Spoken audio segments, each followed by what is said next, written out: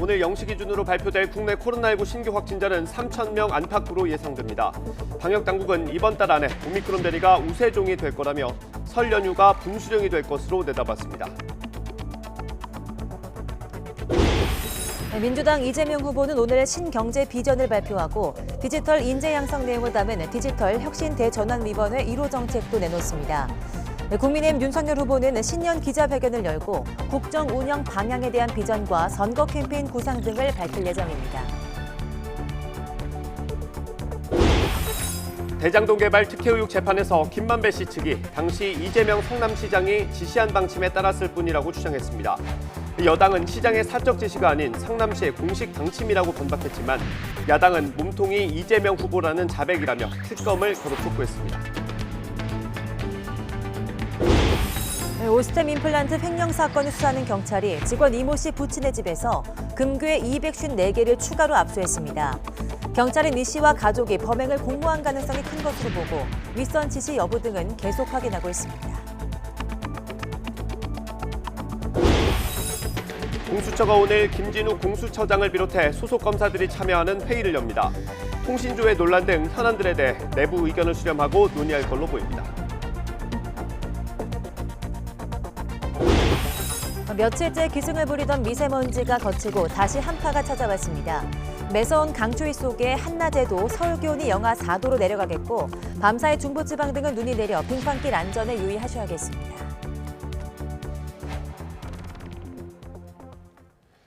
시청자 여러분 안녕하십니까? 네, 1월 11일 굿모닝 YTN 시작합니다.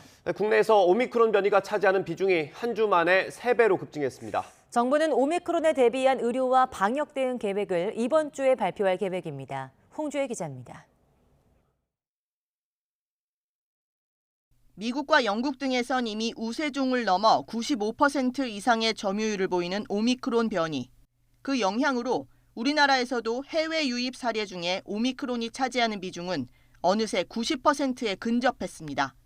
국내 오미크론 바이러스 검출률 역시 한 주 사이 3배 이상으로 증가했습니다. 델타와 오미크론이 섞인 잡종 변이가 발견됐다는 보고도 나온 가운데 두 변이가 함께 유행하는 것에 대한 우려도 커지고 있습니다. 환자분들을 병상에 입원시킬 때 오미크론과 델타 감염자가 같이 계시게 되면은 서로 간에 또 교차 감염이 또 생길 가능성도 있기 때문에 우리가 충분히 동시 감염에 대해서는 좀 주의를 하고 대비를 해야 될 것 같고. 방역 당국은 오미크론이 이달 안에 우세종이 될 가능성이 크다고 보고 있습니다. 특히 이달 말 시작되는 설 연휴를 오미크론 확산의 중대 변수로 경계하고 있습니다. 많은 사람들이 오가는 설 연휴가 분수령이 될 전망입니다. 비록 최근에 여러 방역 지표들이 개선되고 있어도 순식간에 닥쳐올 오미크론의 파고에 철저히 대비해야 할 골든타임이 얼마 남지 않았음을 의미합니다. 이에 따라 기존의 방역 관리와 의료 대응 체계를 오미크론에 맞춰 새로 짜고 있습니다. 먼저 검사 수요가 급증하는 데 대비해 하루에 처리 가능한 PCR 검사를 현재 75만 건에서 85만 건으로 늘리고 신속 항원 검사도 확대할 계획입니다. 또 오미크론의 중증화율이 상대적으로 낮은 만큼 재택치료 중심으로 전환하고 의원급 의료기관이 환자를 나누어 맞는 방안도 검토하고 있습니다. 정부는 일상회복지원위원회에서 전문가 논의를 거쳐 구체적인 종합 대책을 결정해 이번 주 안에 발표할 예정입니다. YTN 홍주혜입니다. 지난주 코로나19 유행 위험도가 전국과 수도권 모두 매우 높음에서 중간으로 낮아졌습니다. 정부는 유행 규모와 의료 역량, 오미크론 확산 추이까지 종합해서 오늘 16일까지 사회적 거리두기 연장 여부를 결정한다고 밝혔습니다. 보도에 이동우 기자입니다. 코로나19 신규 환자는 3,007명. 나흘 연속 3,000명대이고 일주일 전보다 100명 넘게, 2주 전보다 1,100명 넘게 줄었습니다. 지난해 11월 23일 이후 48일 만에 가장 적은 규모입니다. 위중증 환자는 35명 줄어 786명으로 12일 연속 감소세를 보이면서 34일 만에 700명대로 떨어졌습니다. 주간 단위로 봐도 코로나19 신규 환자 규모가 뚜렷한 감소세를 보이고 위중증 환자와 사망자도 크게 줄었습니다. 사회적 거리두기 강화 조치 연장 이후에 수도권과 비수도권 모두 유행 규모가 점진적으로 감소세를 보이고 있습니다. 전국 중환자실 병상 가동률이 50%대로 안정세를 보였고 감염 재생산 지수 역시 0.82로 3주 연속 1 미만을 유지해 코로나19 유행이 감소세로 전환했음을 증명했습니다. 이에 따라 의료 대응 역량 대비 코로나19 발생 비율도 수도권의 경우 한때 140%대까지 올랐다가 30%대 중반까지 내려왔습니다. 전국의 병원과 의료진들께서 병상 확보에 기꺼이 도와주셨고 국민 여러분들께서도 방역 패스와 거리두기 3차 접종에 적극적으로 협조해 주신 덕분입니다.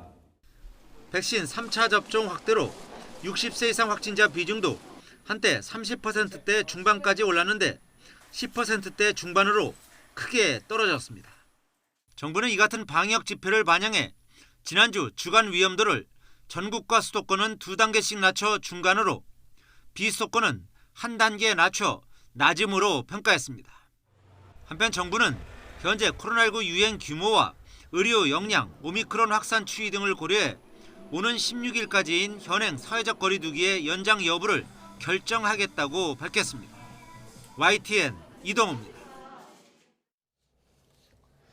어젯밤 9시까지 전국에서 코로나19 확진자는 모두 2,722명으로 집계됐습니다. 전날 같은 시간 확진자 수 2,805명보다 83명이 적고 일주일 전보다는 37명이 줄어든 수치로 감소세를 이어가고 있습니다. 수도권에서 1,768명으로 65%, 비수도권에서 954명으로 35%를 차지했습니다. 이에 따라 오늘 발표될 신규 확진자 수는 3,000명 안팎에 달할 것으로 예상됩니다.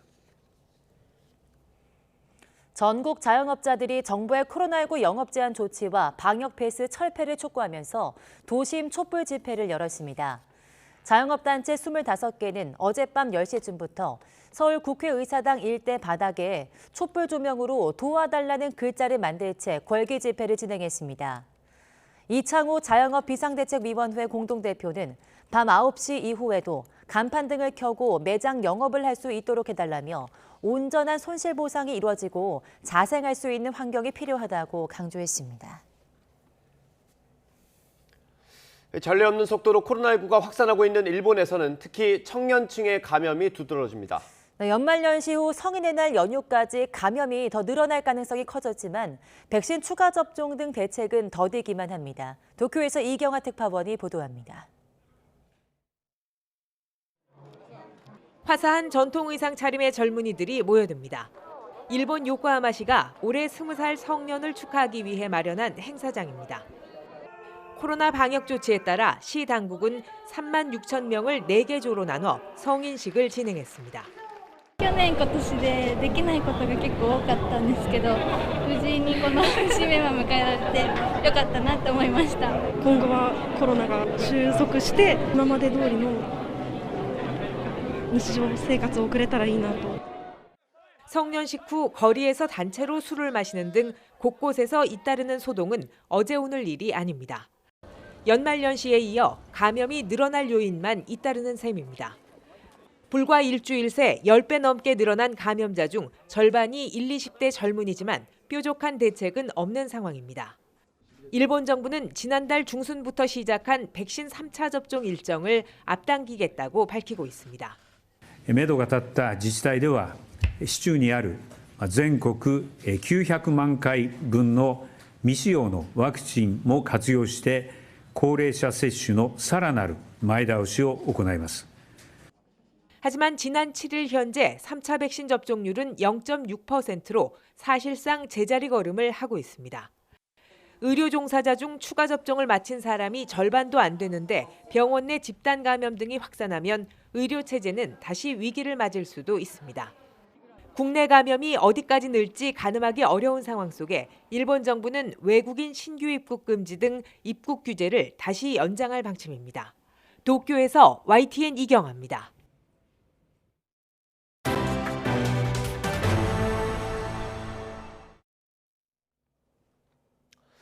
오는 3월 대선 때는 5개 지역구 의원 재보궐선거도 함께 치러집니다. 여기에 걸린 공천권이 국민의힘 내부 갈등의 뇌관으로 남았다는 관측이 많았는데 실제로 당협위원장 자리를 놓고 갈등이 시작됐습니다.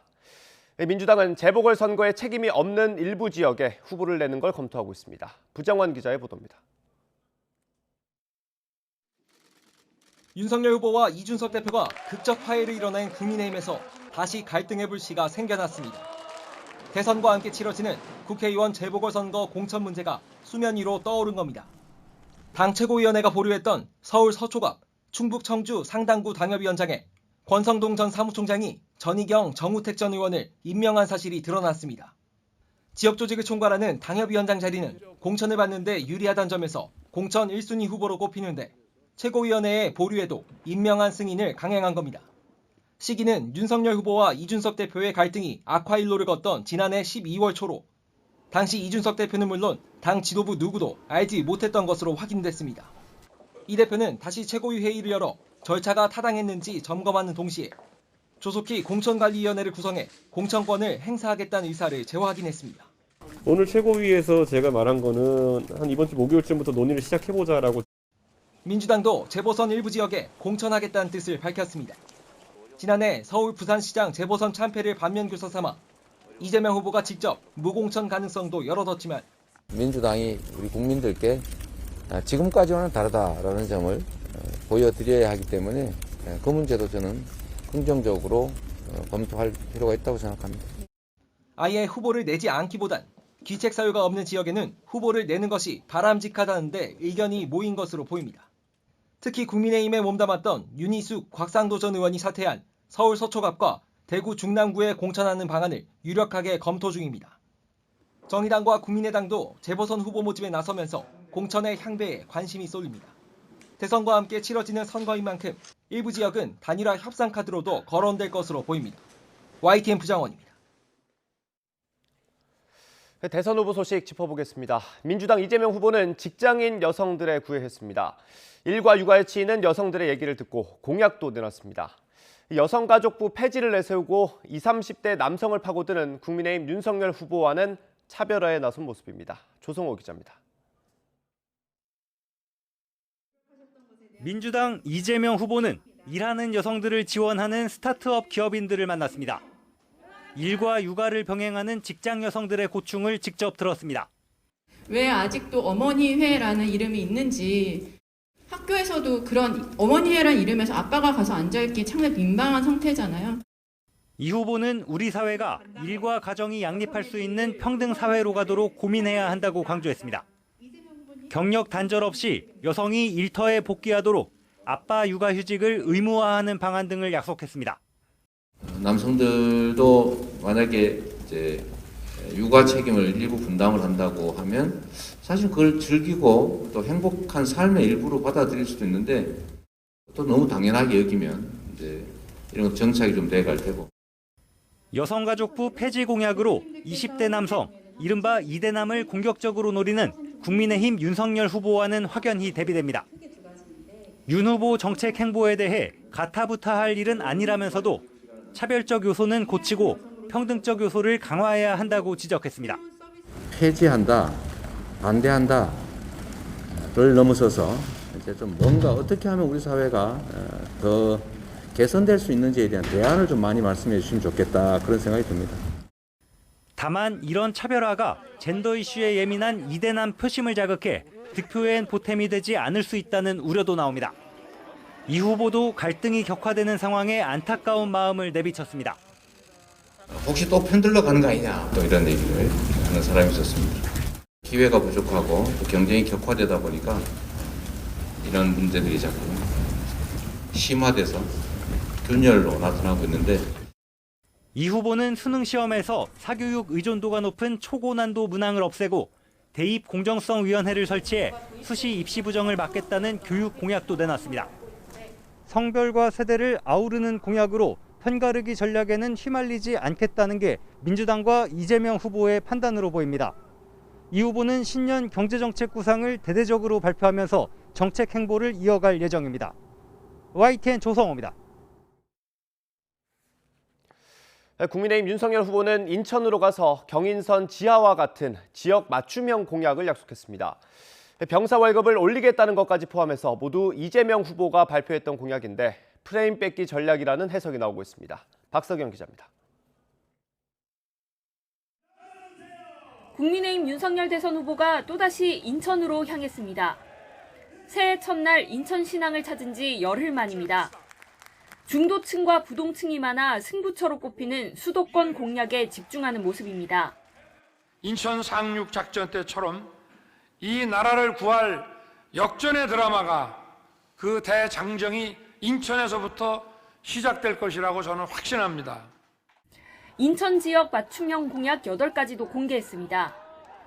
먼저 GTX 2신설로 서울 도심까지 30분 내로 접근할 수 있도록 하겠다고 약속했습니다. 앞서 더불어민주당 이재명 후보가 공약했던 경인선 경인고속도로 인천 구간 지하화를 자신도 추진하겠다며 맞불을 놨습니다. 사통팔달 교통망을 구축해 인천 시민 여러분의 삶의 질을 높이겠습니다. 경인선과 인천 경인고속도로 인천 구간을 지하화해서 단절된 인천을 하나로 연결하겠습니다. 이 밖에 수건 사업인 수도권 쓰레기 매립지 대체지 조성과 제2의료원 설립, 국립대학병원 유치, 권역별 특화 첨단 산업 육성 등도 내걸었습니다. 인천 남동공단에서는 중소기업 근로자들을 만나 주 52시간제 얘기를 다시 꺼냈습니다. 폐지라는 표현이 논란이 됐던 것을 의식한 듯 근로시간 유연화가 필요하다고 주장했습니다. 근로시간 문제는 좀 우리가 국민적인 좀 다시 좀 어떤 합의를 좀 도출을 해가지고 근로시간을 좀 유연화할 수 있는 그리고 충분한 보상을 해주면 되니까. 생활 밀착형 민생 공약도 연달아 발표하며 프레임 선점에 주력했습니다. 교통 약자를 위한 저상버스 도입과 탈세를 막기 위한 법인 차량과 일반 차량의 번호판 구분, 전기차 충전시설 확대 등입니다. 격전지인 수도권을 공략하면서 정책 경쟁에도 박차를 가하는 윤석열 후보. 지지율 하락을 방어하고 역전의 드라마를 쓰기 위해 힘쓰고 있습니다. YTN 박서경입니다. 네, 대장동 개발 특혜 의혹을 받는 핵심 5인방의 첫 정식 재판이 열렸습니다. 피고인 측은 당시 이재명 성남시장이 지시한 방침에 따랐을 뿐이라고 주장한 반면 검찰은 매우 이례적인 이익 배분이라면서 배임 혐의가 성립한다고 강조했습니다. 김다연 기자입니다. 유동규, 김만배, 남욱, 정영학, 정민용 등 대장동 핵심 5인방이 한자리에 모였습니다. 대장동 수사가 시작되고 100여일 만에 열린 첫 정식 재판에 함께 출석한 겁니다. 포문을 연 건 화천대유 대주주 김만배 씨 측이었습니다. 대장동 사업은 고위험을 감수한 투자의 결과라며 배임이 성립할 수 없다고 주장했습니다. 특히 공모지침서에 담긴 필수 조항 7개는 당시 이재명 성남시장이 안정적 사업을 위해 지시한 방침에 따른 것일 뿐이라고 강조했습니다. 검찰의 공소 사실은 전형적인 사후 확증 편향이고 우리 모두는 지나간 일의 전문가라는 날선 비판을 남기기도 했습니다. 혐의를 부인한 건 유동규 성남도시개발공사 전 본부장과 남욱, 정민용 변호사도 마찬가지였습니다. 유 전 본부장은 재판에서 모든 사실을 밝힐 수 있도록 노력하겠다고, 남 변호사는 진실이 꼭 밝혀졌으면 좋겠다고 말했고, 정 변호사는 대장동 사업이 자신의 자랑스러운 업적이었다고 평가했습니다.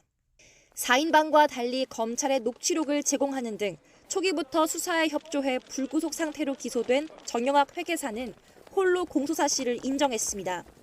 그동안 검찰의 비공개 소환으로 재판에서 처음 모습을 드러냈는데 쏟아지는 질문엔 죄송하단 말만 남겼습니다.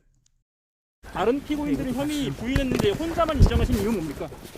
저한테 한 말씀만 해주세요. 죄송합니다. 그동안 두문불출하셨는데요. 모습 드러내지 않는 이유는 뭡니까? 검찰은 첫 재판에서 공소 사실을 밝히면서 대장동 사업의 이익 배분이 출자 지분에 반비례하는 매우 이례적인 경우라고 판단했습니다. 그러면서 핵심 5인방이 화천대유를 위한 맞춤 공모지침과 사업 계획으로 성남도시개발공사에 최소 1,800억 원대 손해를 끼쳤다고 강조했습니다. 특히 이들이 내부 자료 제공과 언론 대응, 자금 조달 등의 역할로 범행에 가담해 자신들의 이익을 극대화하기 위한 공모지침서 필수 조항을 만들어 최종안에 반영했다고 덧붙였습니다.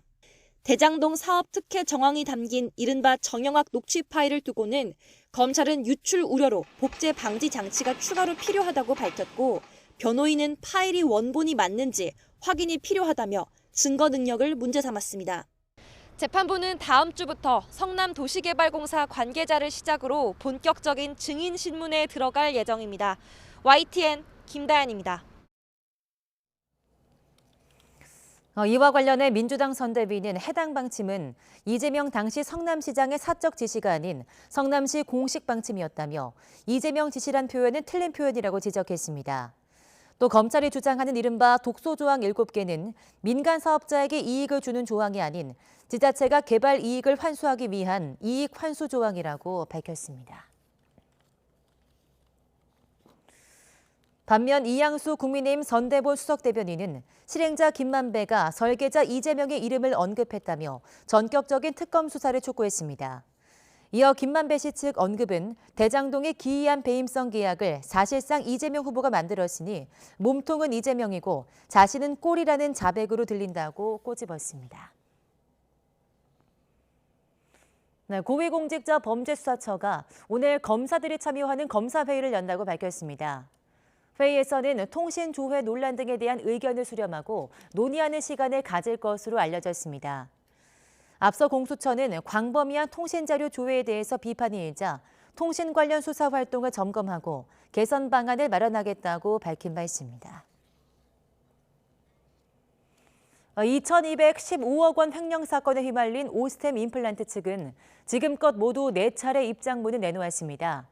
대부분 창립자인 최규옥 회장의 개입은 없었다는 식의 선긋기에만 급급할 뿐 이번 사태의 근본 원인과 여러 의혹에 대한 책임 있는 설명은 없었습니다. 강정규 기자입니다. 희대 2,215억 원대 횡령 사건. 오스템 임플란트가 엄태관 대표 명의의 첫 공식 입장을 내놓은 건 관련 공시를 한 지 이틀 만인 지난 5일이었습니다. 재무팀장 이모 씨가 빼돌린 돈의 상당액을 되찾을 수 있고 경영 활동에도 이상이 없다는 주장이었습니다. 횡령금을 전부 회수한다고 하더라도 횡령이라는 범죄가 없어지는 것이 아니고 또 자본금을 제대로 지키지 못한 책임이 사라지는 것도 아니기 때문에 이후 오스템 임플란트가 내놓은 나머지 입장 3건은 모두 윗선 개입 의혹에 대한 반박이었습니다. 최규옥 회장 연루설의 진원지가 된 이 씨 변호인과 주고받은 내용 증명을 공개하며 허위 사실을 유포하면 강력한 법적 조치를 하겠다는 엄포를 놨습니다. 변호인단한테 들었다고 하셨고 그 기자님이 근데 저희가 그쪽에 물어보니 그런 말 기자한테 한 적 없다 하시고 그러나 그 어디에도 상습적인 횡령을 걸러내지 못했던 이유나 부실 회계 처리에 대한 책임 있는 답변은 없었습니다. 오스템 임플란트 주가는 곤두박질 쳤고 곧이어 주식 거래는 중단됐습니다. 2만 명 안팎으로 파악되는 소액 주주들은 집단 소송을 준비하고 있습니다. 오늘 8시 기준으로는 1,065명이 등록하셨습니다. 저희는 이게 단순 횡령을 넘어서 부실 공시나 회계 부정이 있을 것으로.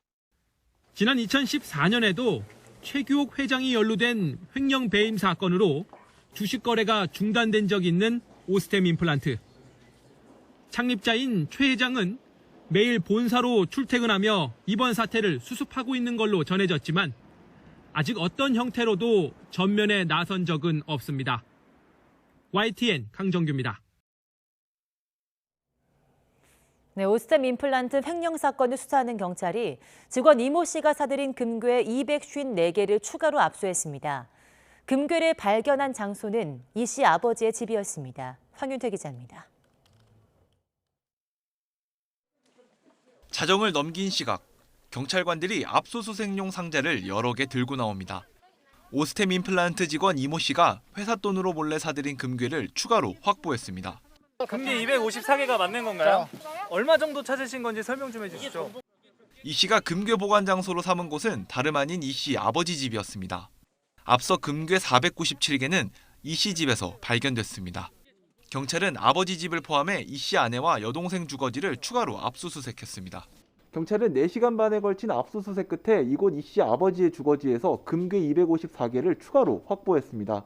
나머지 100개 가까운 금괴 행방은 여전히 파악되지 않은 상태입니다. 경찰은 인근 CCTV 분석 결과 등을 토대로 금괴가 이 씨 가족 집에 숨겨져 있다고 판단했습니다. 실제 금괴를 발견함에 따라 이 씨와 가족이 범행을 공모했을 가능성이 큰 것으로 보고 있습니다. 이 씨가 사들인 금괴는 모두 851개. 이 가운데 755개를 압수했고 아직 찾지 못한 96개는 계속 추적하고 있습니다. 이와 함께 경찰은 오스템 임플란트 회사 내부 CCTV도 확보해 분석하는 것으로 전해졌습니다. 이 씨 주장대로 윗선 지시는 없었는지, 다른 임직원 공범은 없는지 등을 확인할 계획입니다.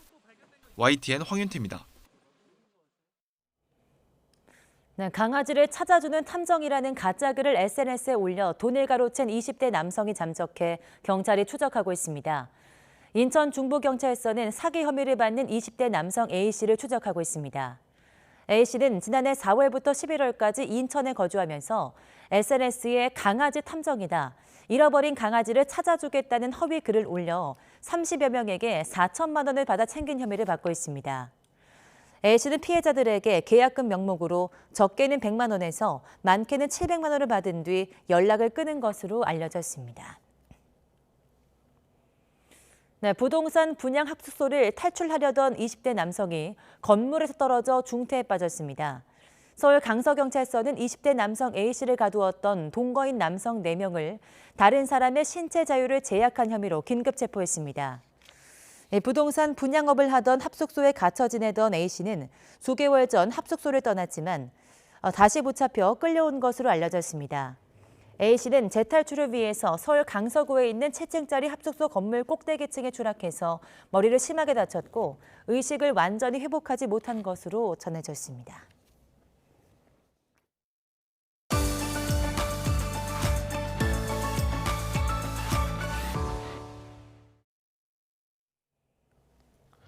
인구 감소로 병력 자원이 부족해지는 가운데 대선 후보들이 모병제를 공약으로 내놓으면서 관심이 쏠리고 있습니다. 하지만 군 입장에선 가뜩이나 인식이 좋지 않은데 모병제에 대한 기대가 커지면 기피 현상의 병력 감소로까지 이어지지 않을까 고심하고 있습니다. 보도에 이승윤 기자입니다. 인구 절벽으로 새해엔 군 병력이 50만 명까지 줄어드는 상황에서 대선 후보들이 앞다퉈 모병제 공약을 내놨습니다. 임기 내에 징집병 규모를 15만 명으로 축소하겠습니다. 그 대신에 모병을 통해서 전투부상관 5만 명을 증원하고 행정, 군수, 교육 분야의 전문성을 가진 군무원 5만 명을 충원하겠습니다. 심상정 후보는 오는 2030년부터 상비군 30만 명 규모의 전면적인 모병제를, 안철수 후보는 징집병을 줄이고 전문 부사관을 군 병력의 50%까지 늘리는 준모병제를 제시했습니다. 윤석열 후보는 병사 월급 인상과 학군단 복무기간 단축 공약을 내놨습니다. 군 관계자, 장병 여러분들께 우리 정치권에서는 여러분들의 그 노고에 합당한 그런 처우를 계속 해드리기 위해 최선을 저희도 다하겠습니다. 군은 정치적 유불리를 떠나 과연 모병제를 국방 예산이 감당할 수 있고 군사력 확보가 가능한지 치밀한 분석이 우선돼야 한다는 입장입니다. 병역제도 개편 논의는 특정 병역제도에 대한 도입 여부가 중심이 아닌 한반도 안보 상황을 고려한 상비 병력 충원 가능성과 군사적 효용성 등이 기준이 되어야 한다는 게 한국국방연구원은 모병제 도입 시 2040년 상비군 병력 규모가 10만 명 이하로 줄어들 수 있다고 예측했습니다. 군은 올해 여군을 전체 병력의 9.2%까지 늘리고 간부들에 대한 처우 개선을 추진하면서 직업군인 자원 확보에 나섰지만 가뜩이나 군에 대한 사회적 인식이 좋지 않은 상황에서 모병제 공약으로 군 기피 현상과 병력 감소 문제가 더욱 심화되지는 않을까 전전긍긍하고 있습니다. YTN 이승윤입니다. 국민의힘 윤석열 후보가 수도권 광역급행철도 GTX를 대폭 늘리겠다고 공약했습니다. 현실화한다면 수도권 교통에 큰 도움이 되겠지만 사업은 제대로 진행되지 않으면서 부동산 시장만 자극할 수 있다는 우려도 제기되고 있습니다. 조태현 기자가 보도합니다. 수도권 전철 1호선이 지나는 의왕역입니다. 정부가 수도권 광역급행철도 GTX-C 노선에 의왕역 정차를 공식화하면서 일대 집값이 무섭게 치솟았습니다. 작년에는 아마 8월 달 이후에는 굉장히 핫했었어요. 인덕원역하고 의왕역의 이제 GTX 때문에. 근데 이제 한 10월 달 넘어가면서부터 거의 이제 매수가 거의 없다고 봐야죠. 경기도 의왕시의 아파트값은 지난 한 해에만 40% 가까이 올랐습니다. 전국 시군구 가운데 가장 높은 상승률입니다. 하지만 언제쯤 의왕역에서 GTX-C 열차를 탈 수 있을지 미지수입니다. 정부는 올해 공사를 시작해 2027년부터 운행을 시작한다는 방침입니다. 하지만 역 추가를 요구하는 목소리가 나오는 등 변수가 적지 않습니다. GTX 가운데 유일하게 첫 삽을 뜬 A 노선. 완공 시점을 한 차례 늦췄음에도 공정률은 정부 계획엔 미치지 못하는 실정입니다.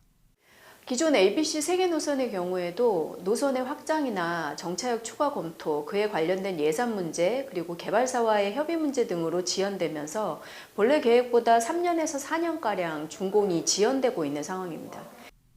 국민의힘 윤석열 대선 후보가 내놓은 GTX 확대 공약에도 기대와 걱정이 교차합니다. 수도권 교통망을 확충한다는 계획은 환영할 만하지만 재원 마련이나 수요 조사 등 구체적인 내용이 없다면 사업이 장기간 표류하게 될 가능성을 무시할 수 없기 때문입니다. 세계 노선을 새로 연장하고 세우는 그런 전체적인 큰 그림이라는 게 현실화되려고 그러면 10년, 20년이 넘어야 되는 상황이 될 텐데 그때도 지금만큼의 그런 어떤 성장에 대한 압력이 수도권에 있을 거냐에 대한 최근 집값이 내림세로 돌아선 곳 가운데 상당수는 GTX 호재로 단기간에 들끓었던 곳입니다. 설익은 교통 공약이 또 한 번 부동산 시장의 불안을 부추길 수 있다고 우려하는 이유입니다. YTN 조태현입니다. 지난밤 술에 취한 상태로 영업시간 제한에 항의하며 코인 노래방 직원을 폭행한 50대 남성이 경찰에 붙잡혔습니다. 눈길을 달리던 화물차가 고속도로 기둥을 들이받으며 운전자가 숨지는 사고도 있었습니다. 밤사이 사건 사고 송재인 기자가 보도합니다.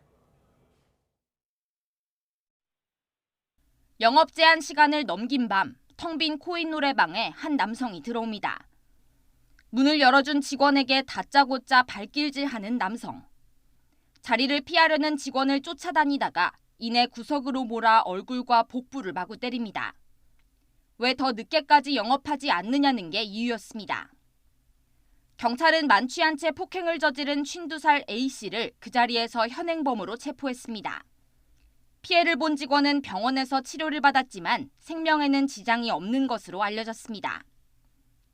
고속도로 갓길에 화물차가 형체를 알아볼 수 없을 정도로 뭉개져 있습니다. 쏟아져 내린 상자들에 파묻힌 운전석. 오늘 새벽 영동고속도로를 달리던 4.5톤짜리 냉동탑차가 도로 한편에 있던 기둥을 들이받았습니다. 이 사고로 화물차 운전자가 끝내 숨졌습니다. 경찰은 사고 당시 눈이 내리고 있던 만큼 눈길 사고 가능성을 염두에 두고 정확한 사고 원인을 조사하고 있습니다. 곳곳에서 산불도 잇따랐습니다. 경기 이천시 설봉산에서 난 불은 임야 4,000제곱미터를 태우고 2시간 50분 만에 큰 불길이 잡혔지만 경남 창녕군 성산면에 있는 야산과 경북 영주시 평은면 야산에서 난 불은 접근이 어려운 데다 바람까지 겹치면서 소방당국이 진화에 어려움을 겪었습니다. YTN 송재인입니다. 성인용품 판매업자들이 가짜 발기부전 치료제 수억 원어치를 유통하다가 적발됐습니다. 겉모습은 비슷해도 정작 중요한 성분이 달라서 부작용을 일으킬 수 있다고 합니다. 김민성 기자입니다. 전북의 한 성인용품점.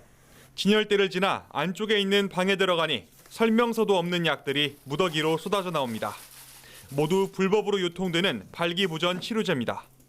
이렇게 엄청 많으시네. 이걸 어디서 구입하시나? 또 다른 성인용품점도 비슷한 상황.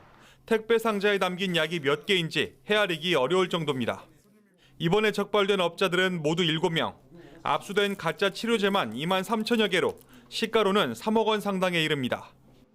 이런 가짜 발기부전 치료제들은 모두 정품과 비슷한 모양으로 만들어져 있습니다. 하지만 약 성분이 정품과 달라 복용 시 부작용이 따를 수 있습니다. 압수한 약의 성분을 분석한 결과 정품보다 적게는 5배에서 많게는 25배가량 성분이 과다 검출된 것으로 파악됐습니다. 업자들은 이런 약을 적절한 복약지도 없이 단골들에게 아름아름 팔아넘긴 거로 조사됐습니다. 시중에는 지금 10,000원에서 15,000원 판매하는데 이 불법 의약품은 한 6,000원에서 5,000원 절반가량 판매하기 때문에 수배자들이 많이 찾는 것 같습니다. 전라북도 특사경은 허가 없이 가짜 약을 만든 생산자들을 쫓는 한편 이들 업자에게 물건을 댄 판매책으로 수사를 확대할 계획입니다. YTN 김민성입니다. 경주에 있는 아파트 건설 현장에서 건설 기계가 도로 옆 2층짜리 건물을 덮쳤습니다. 건물 2층에 있던 사람 한 명이 다쳤고 주변 주민들은 5년 전 경주 지진을 떠올리면서 놀란 가슴을 쓸어내렸습니다. 이윤재 기자가 취재했습니다. 공사 현장에 서 있는 대형 건설 기계가 옆으로 기울어집니다. 순간 번개가 치듯 섬광이 번쩍이고 건물과 간판이 부서집니다. 아파트 건설 현장에서 땅에 말뚝을 박는 기계, 이른바 항타기가 넘어진 건 오전 9시 반쯤. 길이 45m짜리 항타기가 넘어지면서 도로 옆 2층짜리 건물을 덮쳤습니다. 도로 옆에 세워진 차는 마치 폭격을 맞은 듯 부서졌습니다. 많이 놀랐지. 직원들도 다 놀랐고. 도치오 내 차만 복판에 꽂다 찡겨갖고 속상하지요. 현장과 가까운 곳에 사는 주민은 지난 2016년 9월 경주를 덮친 지진을 떠올립니다. 지진하듯 집이 흔들려서 이러면서 갑자기 모든 불이 다 나가버렸어. 우리 건물이 흔들렸으니까 그 정도로 놀랬죠. 사고가 나면서 건물 2층에서 식당 영업을 준비하던 한 명이 머리를 다쳤습니다. 다행히 주변을 지나던 사람이 없었고 식당에도 사람이 없어 다른 인명 피해는 없었습니다.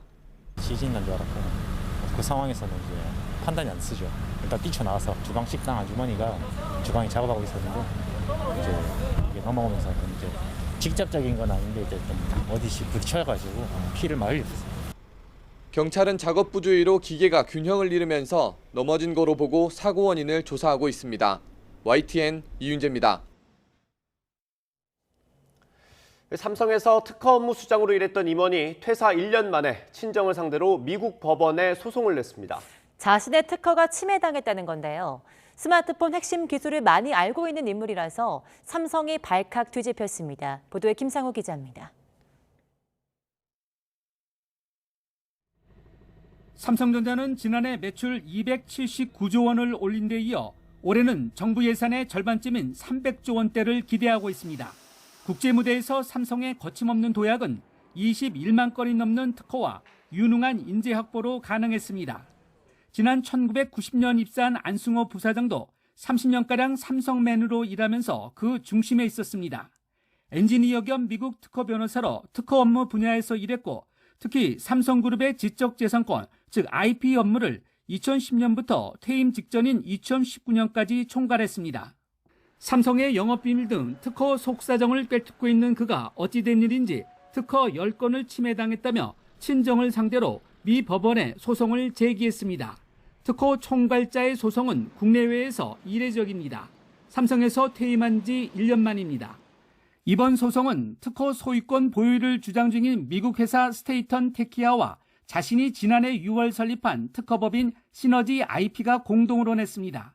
이들은 갤럭시 S20 시리즈의 음성 인식 관련 기술 특허를 침해당했다며 수백억 원대의 손해배상을 청구한 것으로 알려졌습니다. 이에 대해 삼성전자 측은 퇴직 임원인데다 특허 관련 이슈는 외부에 확인해 줄 수 있는 공식 입장이 없다며 논란 확산을 부담스러워하고 있습니다.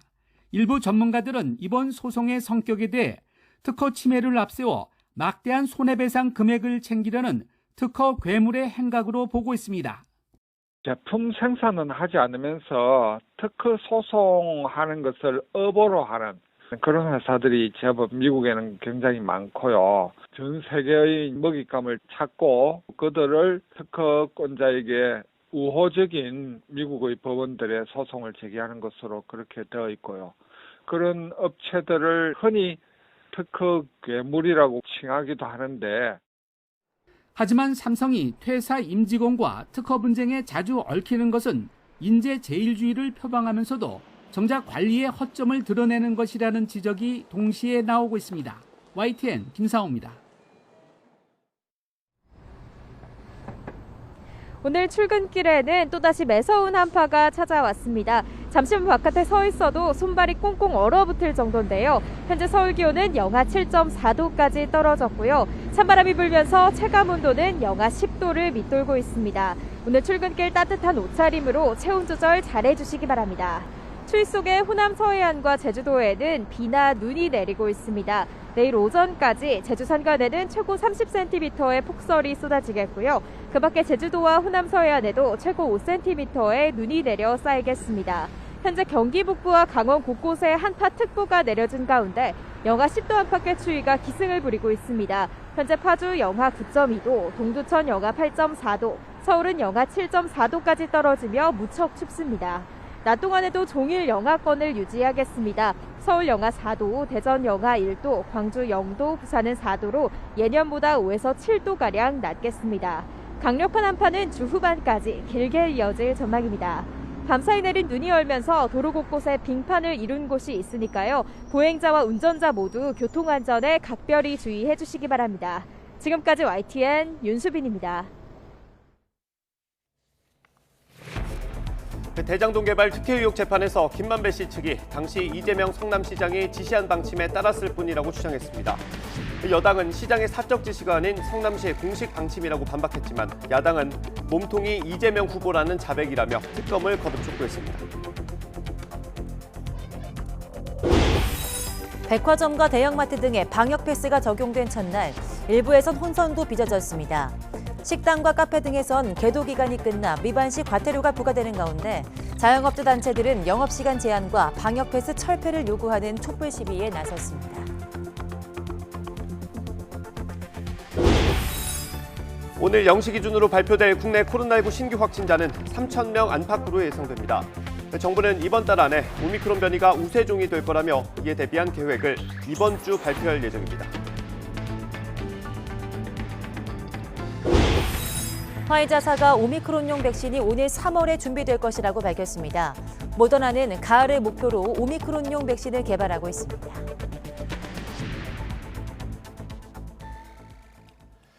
화천대유 대주주 김만배 씨 측이 재판에서 이재명 당시 성남시장이 지시한 방침에 따랐다고 진술하면서 정치권에서 공방이 벌어졌습니다. 더불어민주당은 사적 지시가 아닌 성남시의 공식 방침이었다고 했지만 국민의힘은 몸통은 이재명이라는 자백이라며 특검 수사를 촉구했습니다. 보도에 최하영 기자입니다. 대장동 의혹 관련 재판에서 이재명 당시 성남시장이 지시했다는 김만배 씨 측의 진술이 나오자 더불어민주당은 곧바로 반박했습니다. 이재명 당시 성남시장의 사적 지시가 아닌 성남시의 공식 방침이었다는 겁니다. 또 검찰이 주장하는 독소 조항 7개는 민간 사업자에게 이익을 주는 조항이 아니라 이익 환수 조항으로 봐야 한다고 밝혔습니다.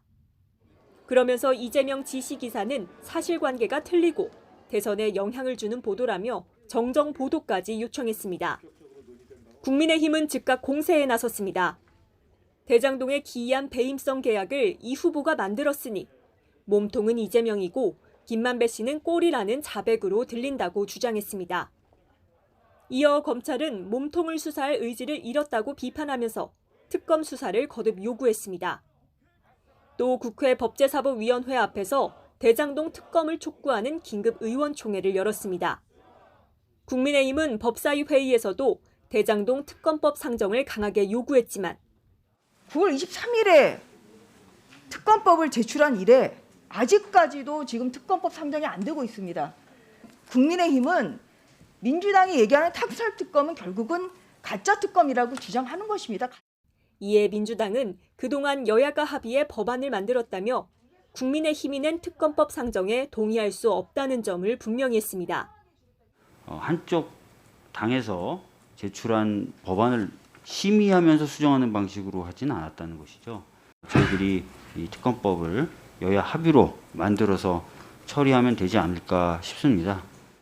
대장동 특검을 두고 여야의 입장차가 팽팽한 가운데 양당 원내 수석 부대표들이 만나 특검과 추경안을 논의할 예정입니다. YTN 최아영입니다. 국민의힘과 정용진 신세계 부회장이 주고받았던 이른바 멸공 릴레이에 색깔론으로 갈등을 만든다는 비판이 쏟아졌습니다. 국민의힘은 한 발 물러섰습니다.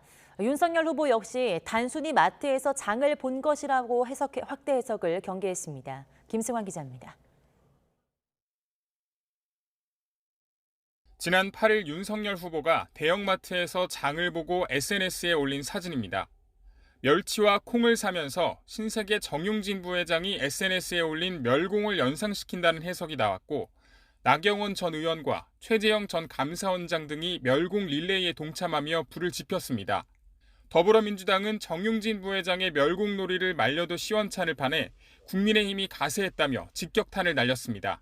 대놓고 일배놀이를 즐기면서 도로 극우 보수의 이 품으로 돌아간 듯합니다. 민주당 내부에서는 구시대적 편가르기라는 비판에 이어 밑도 끝도 없는 선동에 집단으로 나서는 게 공산당이랑 닮았다는 원색적인 비난까지 쏟아졌습니다. 이에 윤석열 후보는 필요한 걸 산 것뿐이라며 확대 해석을 경계하면서도 민주주의 국가에서 표현의 자유는 인정돼야 한다면서 여지를 남겼습니다. 각자가 우리 자유민주주의라고 하는 이 헌법 질서를 반하지 않는 범위 내에서는 누구나가 의사 표현의 자유를 갖는 것이고 다만 색깔론으로 확대되는 것에 대해선 경계하는 분위기입니다. 이준석 대표는 윤 후보가 가볍게 바라본 걸 주변에서 과하게 이어간 것 같다고 우려를 표명했습니다. 표현의 자유 영역에 있는 것이지만은 선거 전략에 따라 가지고는 당내 구성원들이 굳이 이것을 할 필요가 있겠냐는 문제의식을 갖고 있습니다. 권영세 선대본부장도 멸공 챌린지가 선대본부의 공식 입장은 아니라고 선을 그었습니다. 국민의힘은 일단 멸공 챌린지로 이슈를 선점한 것은 긍정적으로 평가하면서도 중도층 민심 이탈을 일으킬지 우려하고 있습니다. 때 아닌 색깔론으로 중도층 민심 위반을 부추긴다면 결국 윤석열 후보의 대권 가도에도 긍정적인 영향을 줄 수만은 없다는 평가가 나오기 때문입니다. YTN 김승환입니다. 열린민주당과의 합당을 위한 민주당 권리당원 투표가 가결됐습니다. 민주당은 나흘 동안 온라인 투표를 진행한 결과 국내외 당원 총 83만여 명 가운데 26만여 명이 투표했고 83.69%가 찬성했다고 밝혔습니다. 앞서 열린민주당의 합당 투표는 찬성률 72.54%로 가결됐습니다. 황교안 전 자유한국당 대표가 지난 2019년 자유한국당 지도부 안에서 박근혜 전 대통령 석방에 반대하는 목소리가 나왔다고 주장한 노영민 전 대통령 비서실장을 명예훼손 혐의 등으로 고소했습니다. 황 전 대표 측은 대검찰청에 낸 고소장에서 수시로 박 전 대통령 석방과 사면을 건의하고 주장해온 고소인과 자유한국당 지도부를 노 전 실장이 허위 사실로 비방했다고 주장했습니다. 정당에 가입할 수 있는 나이를 현행 만 18세에서 만 16세로 낮추는 내용의 법안이 국회 법사위를 통과했습니다. 개정안에는 만 16세 이상의 국민이라면 누구나 정당의 발기인이나 당원이 될 수 있다는 내용이 담겼습니다.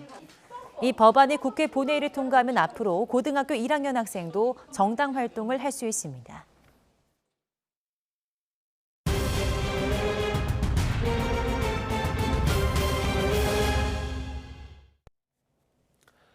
네, 코로나19 소식입니다. 어젯밤 9시까지 전국에서 확진자는 2,722명으로 집계됐습니다.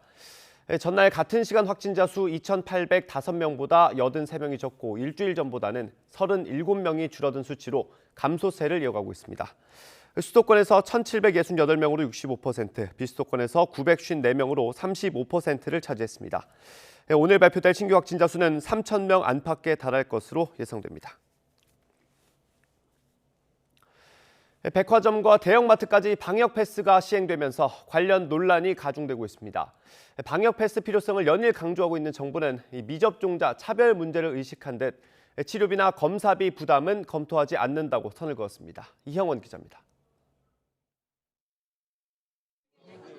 일부 다중이용 시설을 이용할 때 백신 접종 증명서나 PCR 음성 확인서를 내도록 한 방역 패스를 둘러싼 논란은 크게 두 가지입니다.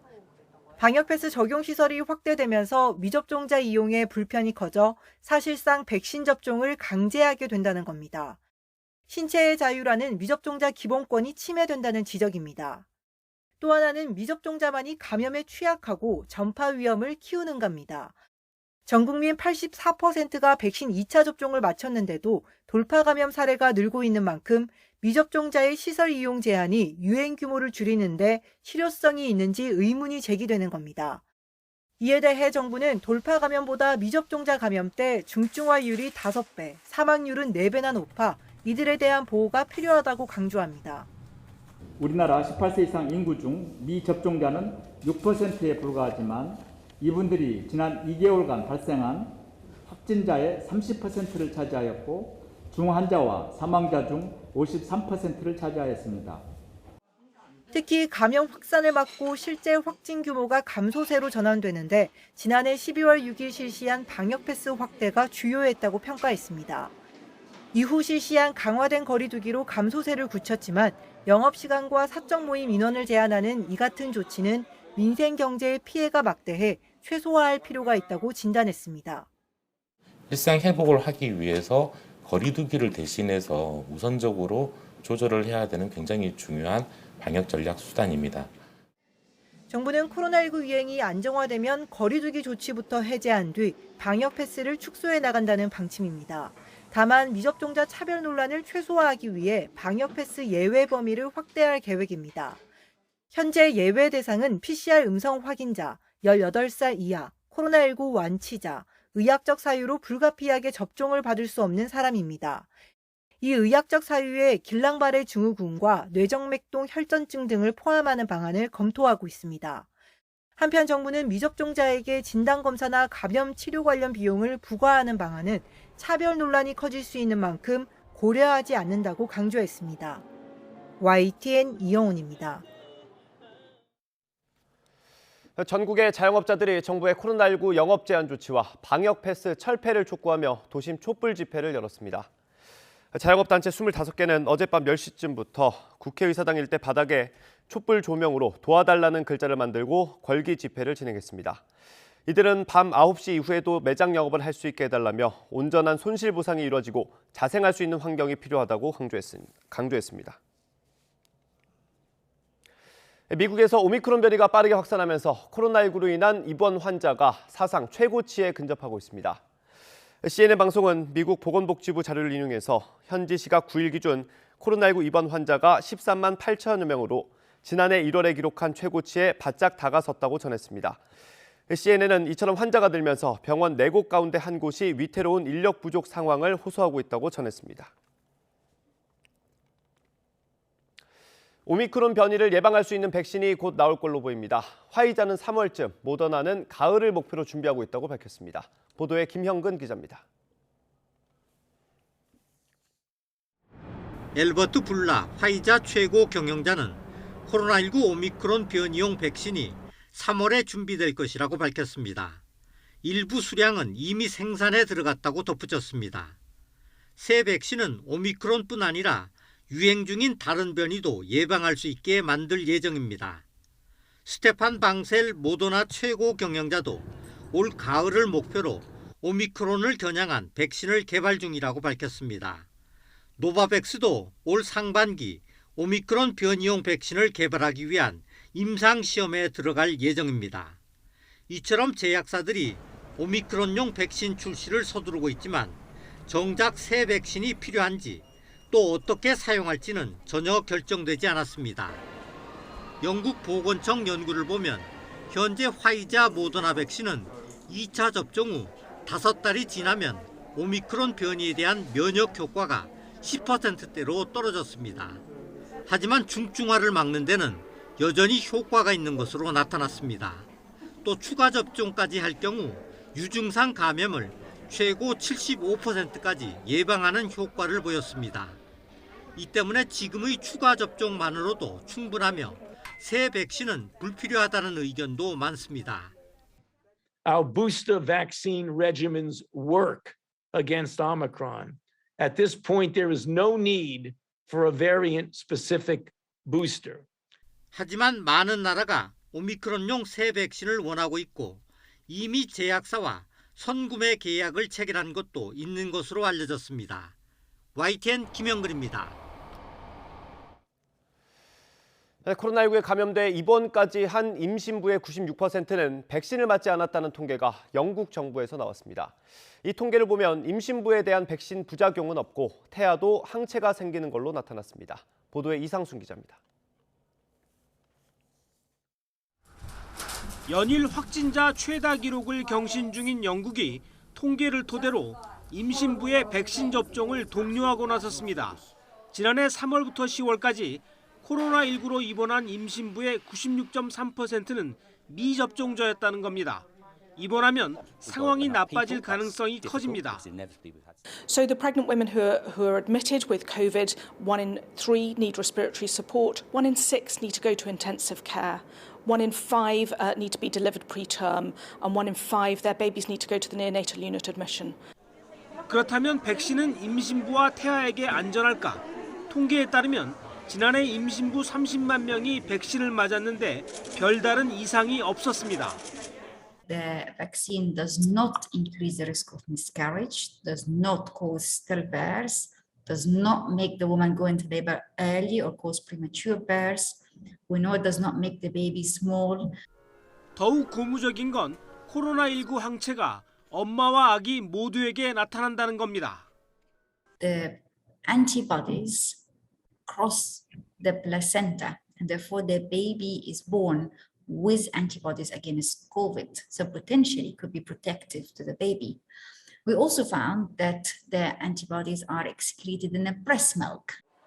통계는 이렇지만 불안감이 쉽게 거치기는 어려워 보입니다. 영국 정부에 따르면 지난해 8월의 경우 출산한 임신부 중 백신 접종자는 22%에 그쳤습니다. YTN 이상순입니다. 네, 서울에서 아파트를 분양받아 입주하려 했더니 시행사가 추가 공사비를 내라고 요구하면서 이사를 방해한다는 제보가 들어왔습니다. 입주민들은 추가 비용을 부담할 필요 없다는 법원 확정 판결까지 받았지만 시행사 측이 막무가내로 현관문을 용접해버리거나 전기를 끊는 등 협박에 가까운 횡포를 부리고 있다고 호소했습니다. 이준엽 기자입니다. 승강기에서 인부들이 드럼통을 들고 내립니다. 현관문 앞에 드럼통을 쌓아 올리더니 난데없이 용접하기 시작합니다. 입주민이 치워달라고 항의하자 쇠막대기를 두드리며 위협합니다. 서울 서대문구 북한산 자락에 있는 이 아파트는 지난해 8월 하순부터 입주가 허용됐습니다. 이른바 알박기 등으로 공사가 수년간 지연돼 채권 채무 관계가 아직 정리되지 않았는데도 입주민 피해를 우려해 구청이 임시 사용 승인을 내준 겁니다. 그런데 입주가 본격화한 지난해 11월부터 돌연 시행사가 횡포를 부리기 시작했습니다. 추가 공사비 1,760만 원을 내야 한다며 이삿짐이 들어가는 걸 막아선 겁니다. 근거 없는 요구라며 거절하는 입주민에 대해선 시행사의 횡포 수위가 더욱 높아졌습니다. 아예 현관문을 용접해 이사는커녕 집을 드나드는 것조차 불가능하도록 봉쇄해버린 겁니다. 시행사 측은 입주를 했건 하지 않았건 개의치 않고 이렇게 문을 용접해서 막아버렸습니다. 이미 입주한 집은 비어있는 틈을 타 현관 잠금 장치를 부숴버리거나 오븐과 에어컨 같은 내장형 가구를 멋대로 떼가기도 하고 반자함을 망가뜨려 전기를 끊어버리기도 했습니다. CCTV로 확인을 해요. 그러니까 제 일상적인 뭐 생활하든가 이런 게 패턴이 조금 이제 무너지기도 하고 와이프가 이거 상황이 이러니까 혼자서 출입하기를 좀 꺼려해요. 시행사는 입주가 시작되기 전부터 일방적으로 추가 공사비를 내라고 요구했습니다. 입주민들이 단체 소송을 통해 애초 약속된 잔금만 치르면 된다는 법원 확정 판결도 받았지만 시행사는 아랑곳하지 않았습니다. 저희가 확정 판결이 났다라고 얘기를 해도 문 용접이나 아니면 문 떼는 작업이나 이런 거를 언제 할지 모르기 때문에 계속 지속적으로 이제 불안한 상황에서 지금 살고 있는 상황입니다. 시행사 측은 자신들과 사전 협의를 거치지 않으면 정식 입주로 인정할 수 없다며 추가 공사비 요구 방침을 굽히지 않고 있습니다. 판결문이나 법원 집행문도 인정할 수 없으니 직접 법원에서 집행관을 데려오라고 으름장을 놓는가 하면 현관문 앞에 드럼통 등을 설치한 건 돈을 안 낸 사람들에 대한 시위였다며 오히려 입주자들에게 책임을 돌리기도 했습니다. 그렇게 문을 따고 들어갔으니까 저희도 약간의 시기를 한 건데 솔직히 여기가 우리는 입주를 했는지 안 했는지 몰라요. 시행사의 협박과 횡포에 못 이겨 입주민 상당수는 울며 겨자 먹기로 추가 공사비를 냈습니다. 하지만 일부 입주민들은 현관에 CCTV를 설치하고 장기 휴가까지 내가며 집을 지키기 위한 싸움을 이어가고 있습니다. YTN 이준엽입니다. 네, 입주민들은 시행사로부터 횡포와 협박을 당했다고 신고했지만 경찰은 민사 사건이라 개입이 어렵다며 사실상 방관해온 것으로 드러났습니다. 하지만 법조계에선 집 출입을 방해하거나 또 물건을 부수는 건 명백한 범죄인데도 경찰이 책임을 회피하고 있다고 지적했습니다. 이준엽 기자가 이어서 보도합니다.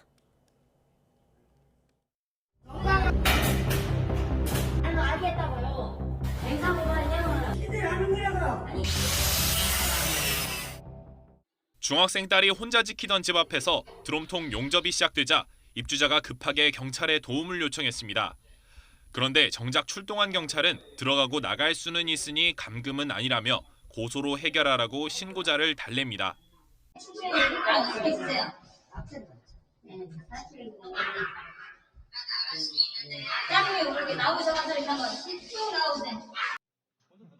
이미 입주한 집의 전기 차단기를 망가뜨리고 멀쩡한 문을 떼가는 걸 뻔히 보면서도 경찰은 민사사건이라 편들 수 없다는 말만 반복합니다. 가구 하나하나 와서 개인적으로 다 고소를 하시라고. 정리하기 당장이 지금 급한 게 이렇게 불편을 주면 안 되지. 여기까지 정리를 할게요. 저희들이 거기서 판단할 게 없습니다. 입주자가 시행사 인부들이 문을 떼고 있다고 신고했지만 경찰은 현장을 보고도 아무런 조치 없이 되돌아갔습니다. 경찰이 출동할 때마다 간섭할 수 없다는 반응을 보이자 시행사 측의 횡포는 더 과감해졌습니다. 저희도 항의하는 것이 법의 테두리 안에서 확정 판결이 났는지 뭔지도 모르겠는데 그냥 이삿짐 들고 그냥 문 따고 들어가면 그냥 가만히 있어야 되는 것인가 여기가? 위협이 반복되는데도 공권력의 보호를 받지 못하다 보니 견디다 못해 추가 공사비를 내는 입주자도 속출했습니다. 법원에 강제 집행을 신청을 해도 폭력적인 막무가내 앞에서는 도저히 방법이 안 된다 하니까 이게 나라는 아니잖아요. 이건 나라가 아니죠. 이건 조직폭력계 나라인 거죠. 하지만 법조계와 부동산 전문가들은 민사가 얽혀 있어 대응할 수 없다는 경찰 설명은 사실과 다르다고 지적합니다. 시행사는 확정된 법원 판결에 따라 분양받은 주민들에게 집을 내줘야 할 법적 의무가 있을 뿐 아니라 대법원 판례를 봐도 집이 누구 것인지와 관계없이 입주민의 권리 행사를 방해하거나 물건을 부수고 훔쳐서는 안 된다고 일관되게 판단하고 있다는 겁니다. 임대차 계약이 끝났다고 해서 임차인 마음대로 집을 문을 열고 들어간다거나 아니면 임차인의 물건을 마음대로 빼놓는 것 자체가 범죄 행위가 되는 것처럼 협박이나 강요 행위를 하는 것은 소유권 유무와 상관없이 범죄 행위가 성립될 수 있습니다. YTN 취재가 시작되자 경찰은 사안이 복잡해 법률 검토가 어려웠다는 해명을 내놓았습니다. 그러면서 앞으로는 전기 차단기를 떼가는 등 명백한 범죄는 현장에서 입건하기로 하고 시행사에도 그러지 말라고 경고하겠다고 덧붙였습니다. 무법천지 아파트가 된 지 2달 만에 경찰이 대응 지침을 내놓은 겁니다. 하지만 위협에 시달리며 집을 지킨 입주민들과 횡포에 못 이겨 돈을 낸 입주민들 모두 무기력한 공권력의 모습에 대해선 허탈감을 감추지 못하고 있습니다. 적어도 저희가 신고를 했을 때 경찰분들이 오셔가지고 당장 그 행위를 멈추세요 라는 그 말 한마디만 좀 해줄 수 있으면 좋겠어요. YTN 이준엽입니다. 네, 해마다 고 이한열 열사 추모식이 열리던 서울 연세대학교 한열동산에서 어머니 배은심 여사의 추도식이 진행됐습니다. 배 여사와 민주화 운동을 함께했던 관계자들은 물론 일반 조문객까지 한데 모여서 한평생 민주화 운동에 헌신한 배은심 여사를 추도했습니다. 들어보겠습니다. 다시는 민주주의를 위해 삶을 희생하고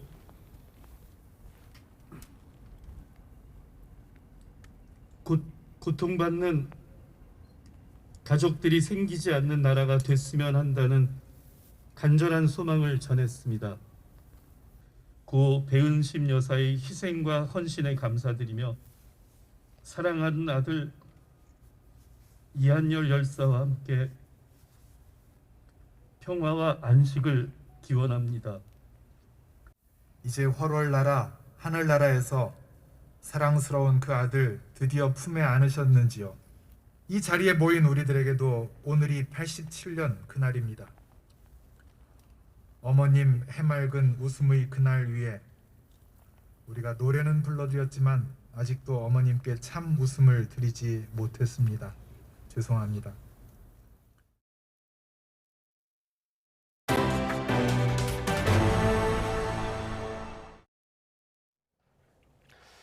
오징어 게임의 오영수 배우가 골든글로브에서 나무조연상을 받았습니다. 작품상 후보에도 올랐지만 아쉽게 그 벽을 넘지 못했습니다. 네, 올해 골든글로브는 유례없는 보이콧 사태 속에 TV 생중계도 없이 썰렁하게 치러졌습니다. 김혜은 기자가 보도합니다. 오징어 게임은 골든글로브 TV 부문 작품상 후보에 올라 화제를 모았습니다. 최초의 비영어권 작품상이 나오는 것 아니냐는 관측이 유력했지만 결국 주인공은 미국 드라마였습니다. 하지만 배우 오영수가 한국 배우 최초로 배우상을 거머쥐면서 드라마 역사를 새로 썼습니다. 지금까지 골든글로브에서 한국계 배우인 샌드라 오, 아콰피나가 상을 받은 적은 있지만 한국 배우가 받은 건 이번이 처음입니다. 우리 드라마계에는 큰 의미를 남겼지만 올해 골든글로브는 초라하게 끝났습니다. 인종차별, 성차별 논란이 불거지면서 할리우드 영화계 보이콧이 잇따랐기 때문입니다. TV 생중계까지 취소돼 썰렁한 시상식이 됐습니다. Which revealed that the group did not currently have a single black member in their nearly 90-member body. If it is not televised, will anyone care? 80년 넘는 역사를 자랑하는 골든글로브는 백인 위주의 시상식으로 늘 비판의 중심에 섰습니다.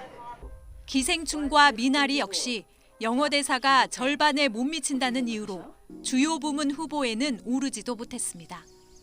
올해는 인종차별 개선 등 쇄신안을 발표했지만 여전히 백인과 영어권 작품이 수상을 휩쓸어서 아쉬움을 남겼습니다. 그들만의 리그에서 이제는 그들만의 시상식으로까지 전락한 골든글로브. 다시 이름에 걸맞은 권위를 되찾을지 세계 영화계에 이목이 쏠리고 있습니다. YTN 김혜은입니다. 밤사이 찬 공기가 밀려오며 날씨가 급격히 추워졌습니다. 출근길 현재 서울 기온은 영하 7.9도까지 떨어졌고 찬바람의 체감 온도는 영하 14.6도를 나타내고 있는데요. 오늘 나오실 때 따뜻한 옷차림으로 보온에 신경 써주셔야겠습니다. 밤사이 서울 등 곳곳에 눈이 내렸고 호남과 제주도는 지금도 이 눈이 이어지고 있습니다.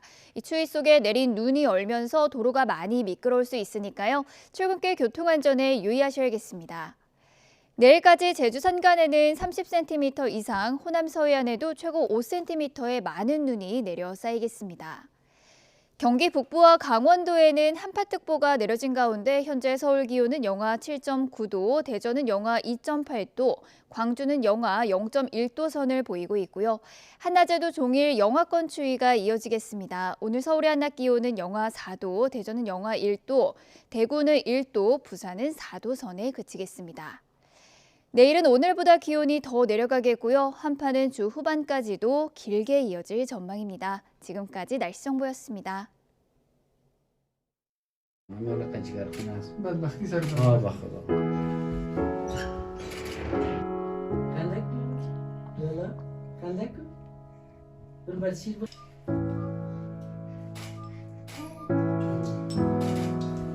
داخل میدان شدیم دیدیم تفلک افتادگی بود چون از بین میره بسیار وضعیتش خراب بود بالیدیم و هیچ کس از تفلک پیدا نکردیم به کل اگه نشان بدیم هیچ کس پیدا نشد پدر و مادرش پیدا شد در خانه به خانمم زنگ زدم از آمریکا رفتن منصرف شدم گفتم میرم خانه تفلک آوردیم در خانه زنگ زدیم شیر خرید کلانش کردیم تا اون رو نگاهش کردیم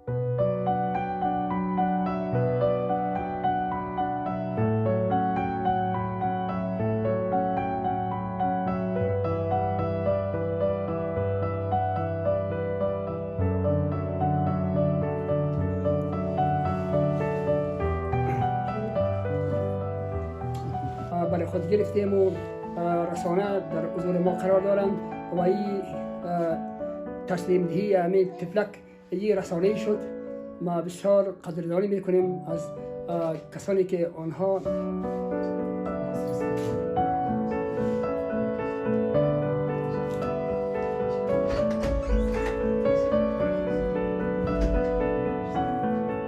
باز با کلامش به نام محمد قاسم که آمد دوزه ما باز همه جا پیدا کردیم و ویار به کریه اما توافق رساندیم تا که ثبوتایی که بود و عکس‌ها و چیزایی که تلویزیونا نشر شده بود مطابق ثبوت یارو بریم دیگه جرامتش نکردیم اما طفلک امروز تسلیمش میکنیم.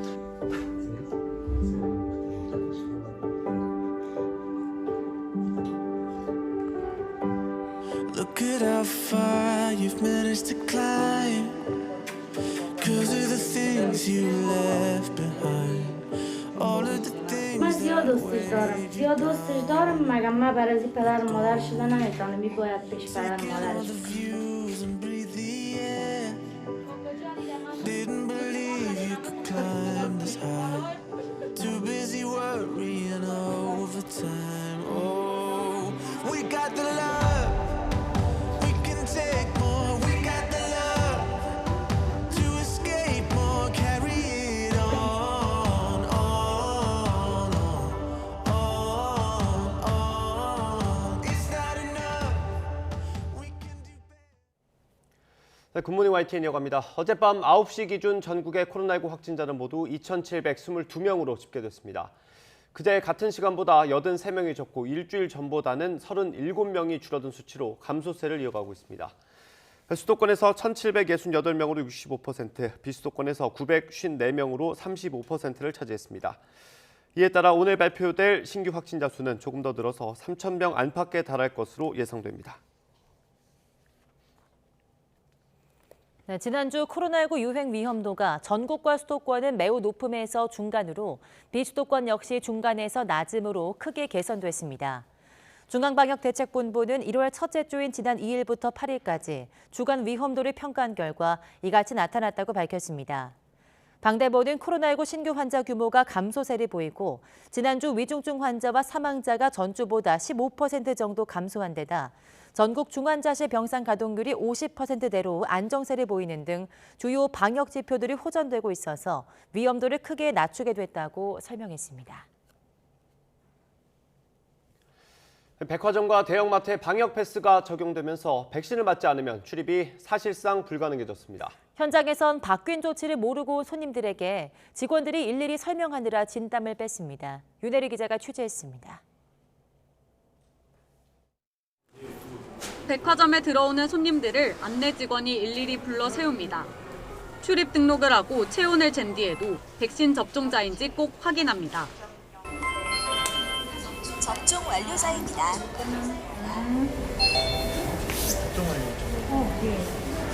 접종 완료 음성이 안 뜨는 손님이 들어가려 하자 황급히 불러 세우기도 합니다.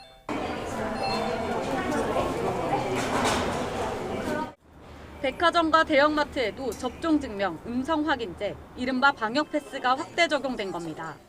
이에 따라 백신 미접종자는 대형마트나 백화점 등지에서 일하는 노동자가 아니라면 출입이 사실상 불가능해졌습니다. 현장에선 혼선도 빚어졌습니다. 특히 접종 완료 앱을 쓰는데 익숙하지 않은 어르신들이 불편함을 겪는 경우가 많았습니다. 지금 굉장히 혼란스러워하고 계세요. QR 잘 하지 못하는 어르신분들 때문에 약간 지체되는 경우도 있기 때문에. 시민들 반응은 엇갈렸습니다. 감염 확산을 막기 위한 정당한 조치라고 보는 시선도 있지만 오히려 이게 과한 처사라기보다는 좀 더 좀 안정적으로 좀 가게 되는 길이지 않을까. 불가피한 사정으로 백신을 못 맞는 사람들의 기본권을 과하게 침해한다는 비판도 거셉니다. 건강상의 이유라든가 아니면 백신 부작용 등에 대한 우려로 백신을 맞지 못하는 분들도 있는데 마트에 오지 못하면 그러면 그냥 기본적인 생활에도 문제가 생기기 때문에. 이미 방역 패스가 적용되고 있는 식당과 카페, 노래방 등을 상대로는 유효기간 위반에 대한 단속도 본격적으로 시작됐습니다. 자영업자들의 반발도 고조되는 분위기입니다. 방역 패스 조건에 그 미달이 된 듯 좀 들어오시려고 하는 분들이 제법 있었고요. 그 방역 패스라는 게 좀 실효성이 현장에서 얼마나 있는지가 좀 의문이긴 합니다. 연일 방역 패스를 강화해온 정부 방침은 이번 주 법원 판단에 따라 크게 바뀔 수도 있습니다. 지난 4일 학원 독서실 방역 패스가 학습권을 침해한다며 집행정지를 결정한 법원이 이번 주 다른 시설에 대한 판단도 내릴 전망입니다. 법원이 또 한 번 집행정지 신청을 인용한다면 식당과 카페 등 대부분 시설에서 방역 패스가 중단될 거로 보여 현장의 혼란도 불가피할 전망입니다. YTN 윤혜리입니다. 국내에서 오미크론 변이 확진자가 빠르게 증가하고 있는 걸로 나타났습니다. 중앙방역대책본부는 국내 누적 오미크론 변이 확진자를 모두 2,351명으로 지난주 3일 기준 1,318명에서 2배 가까이 증가했다고 밝혔습니다. 특히 지난 12월 다섯째 주 4%였던 오미크론 바이러스 검출률은 지난주 12.5%로 급증하며 빠른 우세종화 진행 양상을 보였습니다. 해외 유입 사례의 경우 전체 코로나19 확진자 886명 가운데 781명, 88.1%가 오미크론 변이 감염으로 파악됐습니다.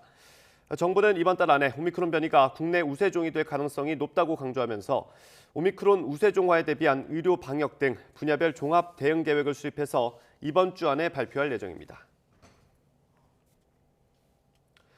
최근 미군 부대가 있는 경기도 평택시에서 확진자가 크게 늘었습니다.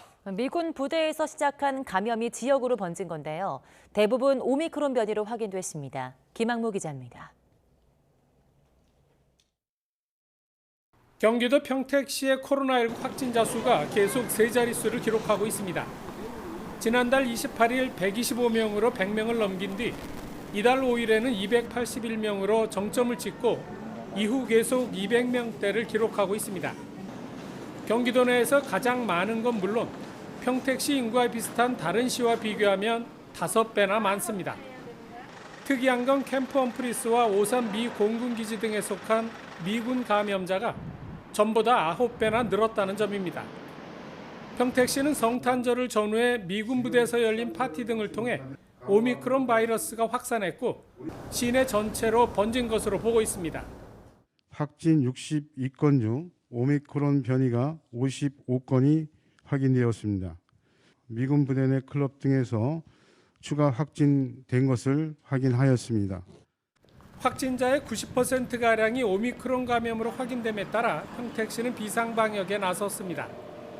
우선 미군 부대 인근 주민과 업소 관계자들에게 전수검사를 요청하고 열흘간 일상 멈춤 캠페인을 벌이고 있습니다. 미군 측도 공중보건 방어태세 수준을 격상해 외출 금지 조치를 연장하는 등 방역 지침을 강화했습니다. 아무래도 이제 미군들은 좀 자유스러운 생활을 좀 이렇게 하는 습관이 있지 않습니까? 그래서 지금은 굉장히 어려운 시기이기 때문에 방역 수칙도 지키고 좀 마스크도 쓰고 이렇게 생활을 좀 하는 등. 평택시는 오미크론의 빠른 전파력으로 인해 확진자 급증세가 당분간 지속될 것으로 보고 확산세를 꺾기 위해 방역을 더 강화할 방침입니다. YTN 김학무입니다. 미국에서 오미크론 변이가 빠르게 확산하면서 코로나19로 인한 입원 환자가 사상 최고치에 근접하고 있습니다.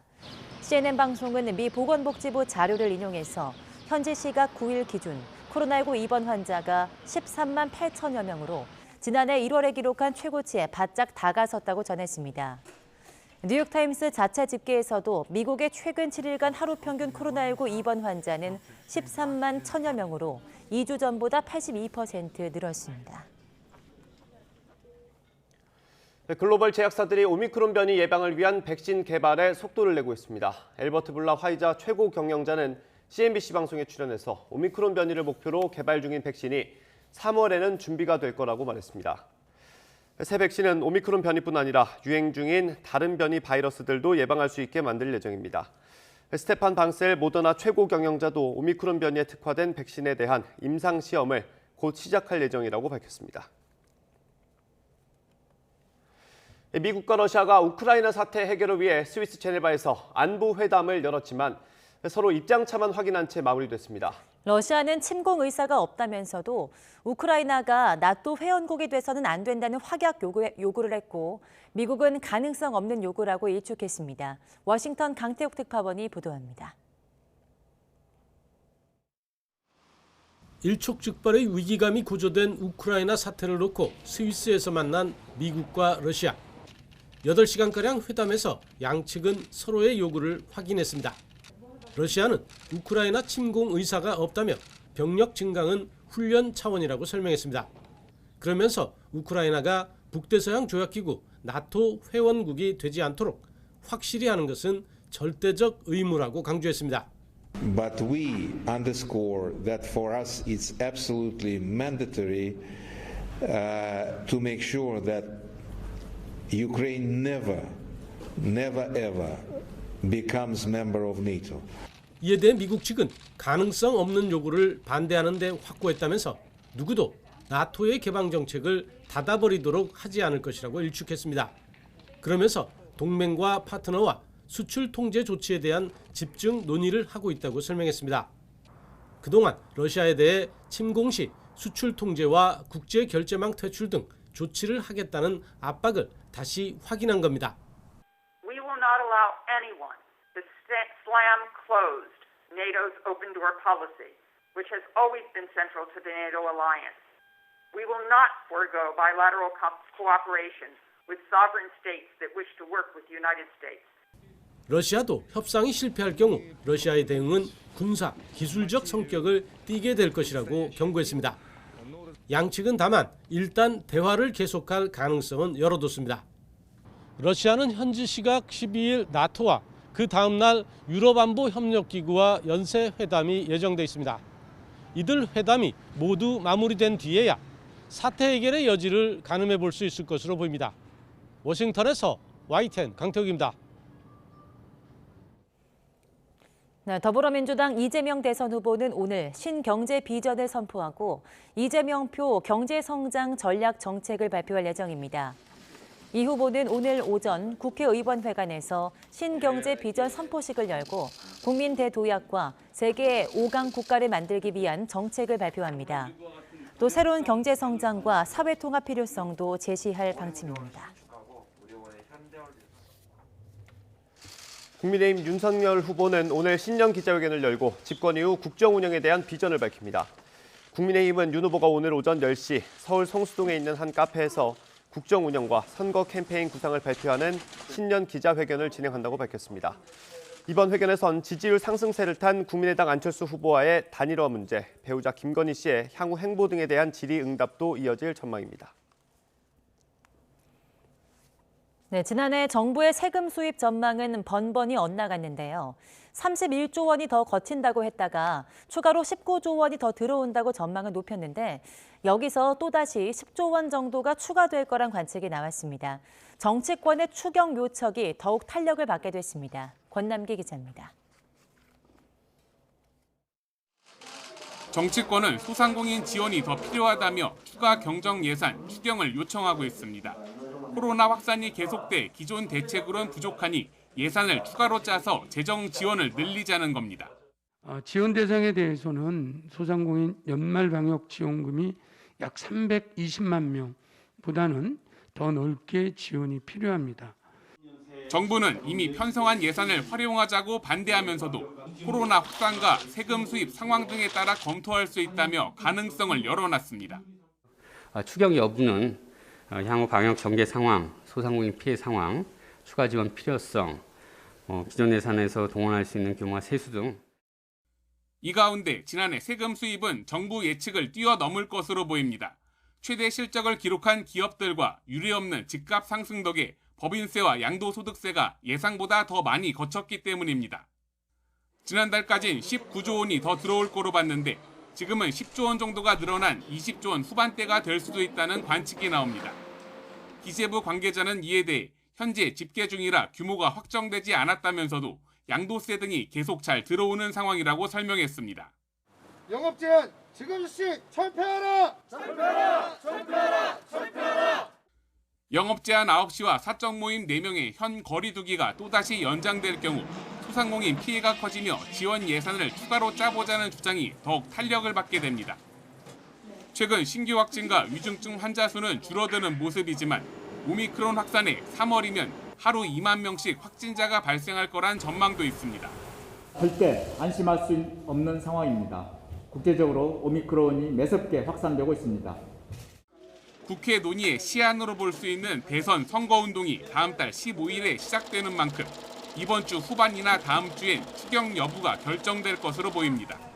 YTN 권남기입니다.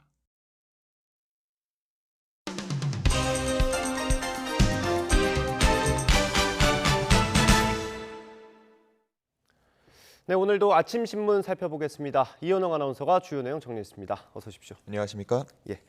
네, 정용진 부회장의 멸공 논란이 지금 계속 정치권에서 논란이 되고 있어요. 이거 관련된 기사를 먼저 살펴볼까요? 예, 서울신문, 경향신문 등등 여러 신문에서 이 내용 다루고 있었습니다. 예. 서울신문 같은 경우는 정용진 부회장이 SNS에 올린 글과 사진을 인용해서 기사를 썼는데요. 지금 확대된 내용을 보면 이제 왼쪽에 나오고 있는 게 최근 발언들이 정계 진출을 노리고 그러는 거 아니냐, 이런 논란이 있으니까 정 부회장은 이렇게 답합니다. 사업하는 집에서 태어나서 사업가로 살다 죽을 것이다. 이런 답을 한 모습이고요. 오른쪽은 여러 비판이 있더라도 후퇴하지 않겠다는 의미의 사진으로 볼 수가 있겠습니다. 네. 그리고 또 그런 비판도 있었어요. 군대도 다녀오지 않은 사람이 멸공을 논한다. 이게 적절하냐, 이런 논란도 있었는데 이에 대해서는 그럼 요리사 자격증 없으면 요리 먹을 때 조용히 먹기만 해야 되냐, 평하면 안 되냐, 이렇게 항변을 하기도 했다고 합니다. 정 부회장은 자신에게 멸공은 정치가 아니라 현실이라고 하면서 뜻을 굽히지 않았는데요. 앞으로는 그래도 관련 언급은 더 이상 하지 않겠다는 뜻을 전한 것으로 알려집니다. 한편 경향신문 같은 경우는 정 부회장의 발언으로 인한 오너 리스크에 대한 기사를 썼는데 오른쪽에 제목을 보면요. 정용진은 멸공, 신세계 주주들은 공멸이라고 제목을 썼습니다. 멸공 발언 논란이 커지면서 어제장에서 신세계 주가가 6.8% 하락했고 또 계열사 주가도 3%대에서 5%대까지 하락하는 모습을 보였는데요. 주주들 사이에서는 오너 리스크의 교과서적인 사례다, 이런 이야기까지 나오고 있다고 합니다. 한편 이번 논란이 홍콩 사우스차이나 모닝포스트 등 외신에도 전해지고 있다고 하는데요. 향후의 대중국 사업에도 악영향을 끼칠 우려가 있다고 이 신문은 전하고 있었습니다. 네, 이번 논란이 생각했던 것보다는 더 많이 커진 것 같아요. 그렇습니다. 네, 다음에 저희가 앞서 언급해드렸던 방역 수칙 관련해서 다시 한번 소식을 짚어볼게요. 전망 다른 기사들 소개해 주시죠. 네, 앞서서 말씀드렸듯 중앙일보 그리고 서울신문 등 여러 신문들이 기사를 다루고 있었는데 중앙일보는 거리두기 완화를 검토한다 정도로 제목을 뽑았고요. 그리고 서울신문 같은 경우는 조금 더 구체적으로 썼습니다. 지금 왼쪽에 보는 게 서울신문인데 내주 6인 9시 이후 가능성이라고 돼 있잖아요. 그러니까 지금은 4인까지 가능한 게 향후에 6인까지 늘어날 가능성이 있고 현재 영업시간 제한도 9시까지인데 한두 시간 정도 더 연장할 가능성이 있다. 이런 이야기를 썼습니다. 두 신문 모두 다 수도권의 위험도가 중간 단계로 낮아졌다는 점을 근거로 들고 있고요. 위험도를 포함해서 최근의 코로나19 추세라든가 아니면 정부의 메시지 등을 분석한 것으로 보입니다. 하지만 계속해서 오미크론 변이에 대한 확산세에 대한 주의는 해야 한다, 이렇게 전하고 있었습니다. 일단 내일 일상회복 지원의 회의가 있으니까요. 그 내용 지켜보면은 구체적인 내용 알 수 있을 것 같습니다. 네, 이게 당장 거리두기가 이번 주 안에 끝나는 거니까 며칠 안에는 다음 주 방역 수칙이 나올 수가 있겠죠. 지켜보면 될 것 같고. 어제부터 백화점과 대형마트 갈 때도 방역 패스가 필요해졌잖아요. 현장에서 어떤 목소리들이 나왔는지 기사 있었죠. 네, 현장 스케치한 기사들이 있었는데 먼저 한국일보를 살펴보면요. 대체로 큰 혼란은 없었다. 왜냐하면 이전에 미리 알려졌기 때문에 큰 혼란은 없었지만 일부 어르신들로부터 불편함이 호소됐다라고 했습니다.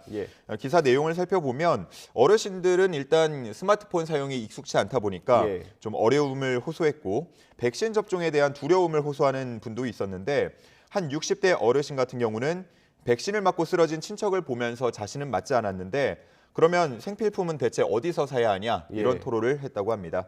그리고 또 다른 분 같은 경우는 건강이 좋지 않아서 맞지 않았는데 너무 불편하다, 이러면서 아쉬움을 이야기했다고 합니다. 오른쪽에 나오는 중앙일보 같은 경우는 아이 생각 때문에 감기약도 안 먹고 버티고 있다는 임신부 이야기를 실었는데요. 왼쪽이죠. 예. 실제로 백신을 2차까지 맞은 임신부는 지난달 9일 기준으로 전체 임산부의 1% 정도 수준이라는 통계도 제시했습니다. 네, 사실 임신부 같은 경우는 본인보다는 아이 때문에 좀 걱정을 많이 하는 경향이 그렇죠. 있죠. 말씀하신 여기 전한 대로 감기약도 안 먹는 상황이라고 하니까요. 예. 다음 소식 보겠습니다. 어제 대장동 특혜 의혹 사건 관련해서 첫 재판이 있었어요. 그 재판에서 어떤 얘기가 있었는지 기사가 많더라고요. 예, 조선일보가 이 내용을 좀 잘 정리를 해뒀는데 배임 혐의가 적용된 이른바 이제 7가지 독소 조항을 소개하면서 주요 인물 5명의 사진과 또 혐의를 담았습니다. 이 신문에서 주목한 건요. 재판에서 김만배 씨 변호인이 7개 독소 조항이 이재명 대선 후보가 지시한 방침을 따른 것이다라는 취지의 말을 했다라는 부분이었는데요. 이 발언은 이재명 후보가 배임 처벌 대상에서 제외된다면 김만배 씨도 무죄라는 취지로 해석이 된다고 합니다. 이 발언에 대해서 여야 정치권의 입장도 계속해서 나왔는데요. 더불어민주당 같은 경우는 이재명 후보의 지시가 아니라 성남시 공식 방침이었다면서 이 표현이 잘못됐다 이렇게 지적을 했고요. 국민의힘 측은 이른바 대장동 5인방은 1번 플레이어가 설계한 게임판에서 춤춘 후순위 플레이어들일 뿐이다. 이렇게 오징어 게임을 비유해서 비판도 했고 특검을 요구하기도 했습니다. 오후 늦게 김만배 씨 측 변호인이 이제 논란이 커지다 보니까 당시 성남시장이 직접 지시하거나 전부 결정했다는 취지는 아니었다. 이렇게 해명하기도 했습니다. 네, 이게 재판이 아주 초반이기 때문에 이제 진행되면서 계속 논란이 될 것 같아요. 말 한마디 한마디가 중요한 거니까요. 다음 소식 보겠습니다. 전 여자친구 가족을 살해해서 구속된 이석준 관련 소식인데 이게 당시에 흥신소 통해서 개인정보 빼낸 걸로 이제 보도가 됐었잖아요. 근데 이 흥신소가 또 이 정보를 어디서 가져왔냐 이게 보도가 됐네요. 예, 맞습니다. 구체적인 그 유출 경로가 동아일보에 실려 있었는데요. 이석준이 확보한 피해자 집 주소 구청 공무원으로부터 처음에 유출이 된 거라고 쓰여 있습니다.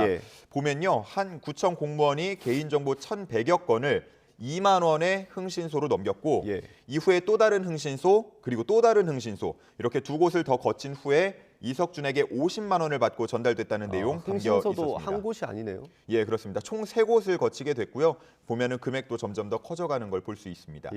이 공무원이요, 이번이 처음이 아니었고 2020년 1월부터 2021년 12월까지 약 2년에 걸쳐서 정기적으로 개인정보를 제공했다고 합니다. 그러면서 한 달에 200~300만 원씩 마치 월급을 받듯이 총 4천여만 원에 달하는 금액을 받았다고 하는데요. 이 신문 같은 경우는 이번 문제가 발생한 원인에 대해서 일단 개인정보 유출에 대한 그 처벌이 너무 약하다. 이런 점을 지적하고 있었고요. 또 구청에서 개인정보를 조회할 때 남용을 방지할 시스템을 갖추지 못했다라는 점을 문제로 지적을 했는데 예를 들어 수사기관에서 개인정보 조회할 때는 뭐 사유 등을 쓰게 돼 있는데 구청에서는 그런 부분이 없으니까 이렇게 마음대로 활용할 수 있었던 거 아니냐 이런 부분을 문제점으로 지적하고 있었습니다. 그렇죠. 구청 같은 경우는 사실 민원인들이 워낙 많기 때문에 이런 개인정보를 그때그때 좀 빠르게 대응을 해줘야 되는 부분이 있을 텐데 아무래도 이런 악용할 수 있는 소지가 있으니까 좀 시스템 개선이 필요하긴 하겠네요. 그렇습니다. 다음 카카오 관련 소식인데 차기 대표 내정자가 사퇴했죠. 왜 그랬죠? 일단 먹튀 논란이었습니다. 이른바 이제 먹튀 논란인데 해당 논란을 잘 정리해주는 그래프 조선일보에 담겨 있습니다. 보면서 설명을 좀 드릴게요. 그래프는 카카오페이의 주가 추이를 나타내고 있는데요. 작년 11월 3일에 상장했습니다. 19만 3천 원으로 나와 있죠. 그 후에 잠시 약세를 보였다가 이후 11월 29일, 그러니까 한 달도 채 되지 않아서 급격하게 상승하는 모습을 보였습니다. 그 후에 주춤주춤하는 모습을 보였는데 12월 10일, 그러니까 상장 한 달 정도 됐을 때 호재가 있었거든요.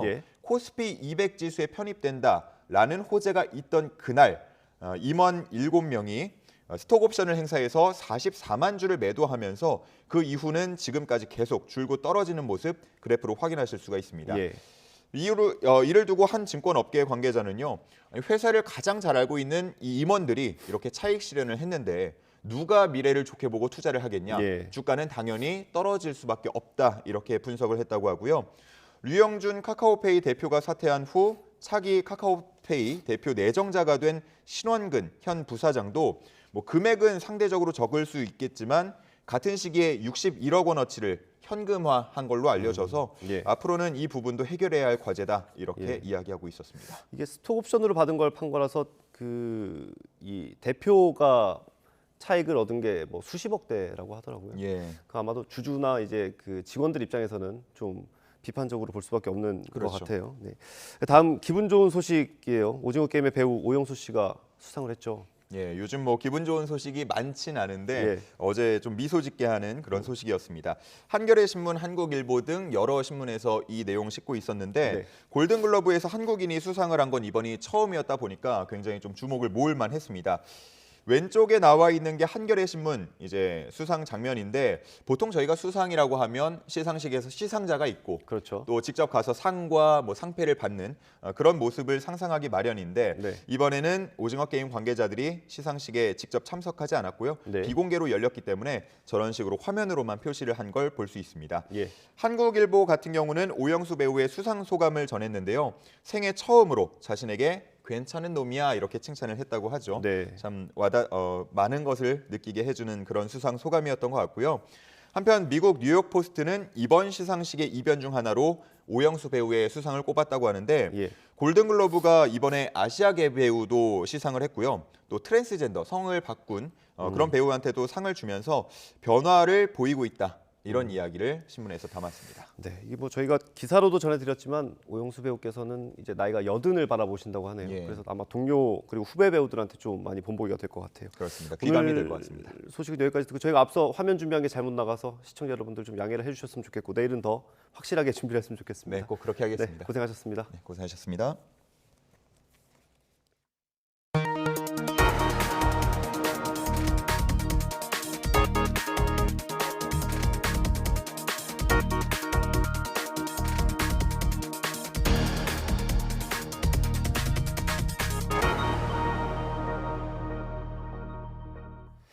네, 고위공직자 범죄수사처가 오늘 검사들이 참여하는 검사회의를 연다고 밝혔습니다. 회의에서는 통신조회 논란 등 현안에 대한 의견을 수렴하고 논의하는 시간을 가질 걸로 알려졌습니다. 앞서 공수처는 광범 위한 통신자료 조회에 대해 비판이 일자 통신 관련 수사 활동을 점검하고 개선 방안을 마련하겠다고 밝힌 바 있습니다. 공수처는 지난 7일 검사회의를 열기로 했다가 직원 한 명이 코로나19 확진 판정을 받으면서 날짜를 연기했습니다. 지난밤 술에 취한 상태로 영업시간 제한에 항의하며 코인 노래방 직원을 폭행한 50대 남성이 경찰에 붙잡혔습니다.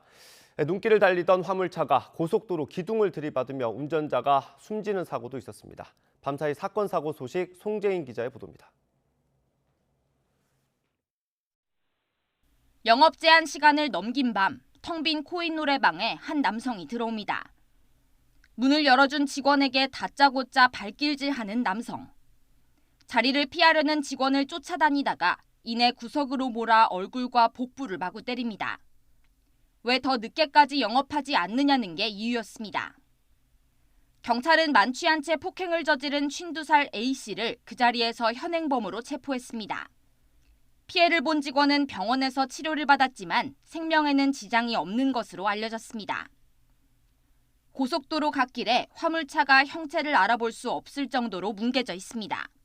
쏟아져 내린 상자들에 파묻힌 운전석.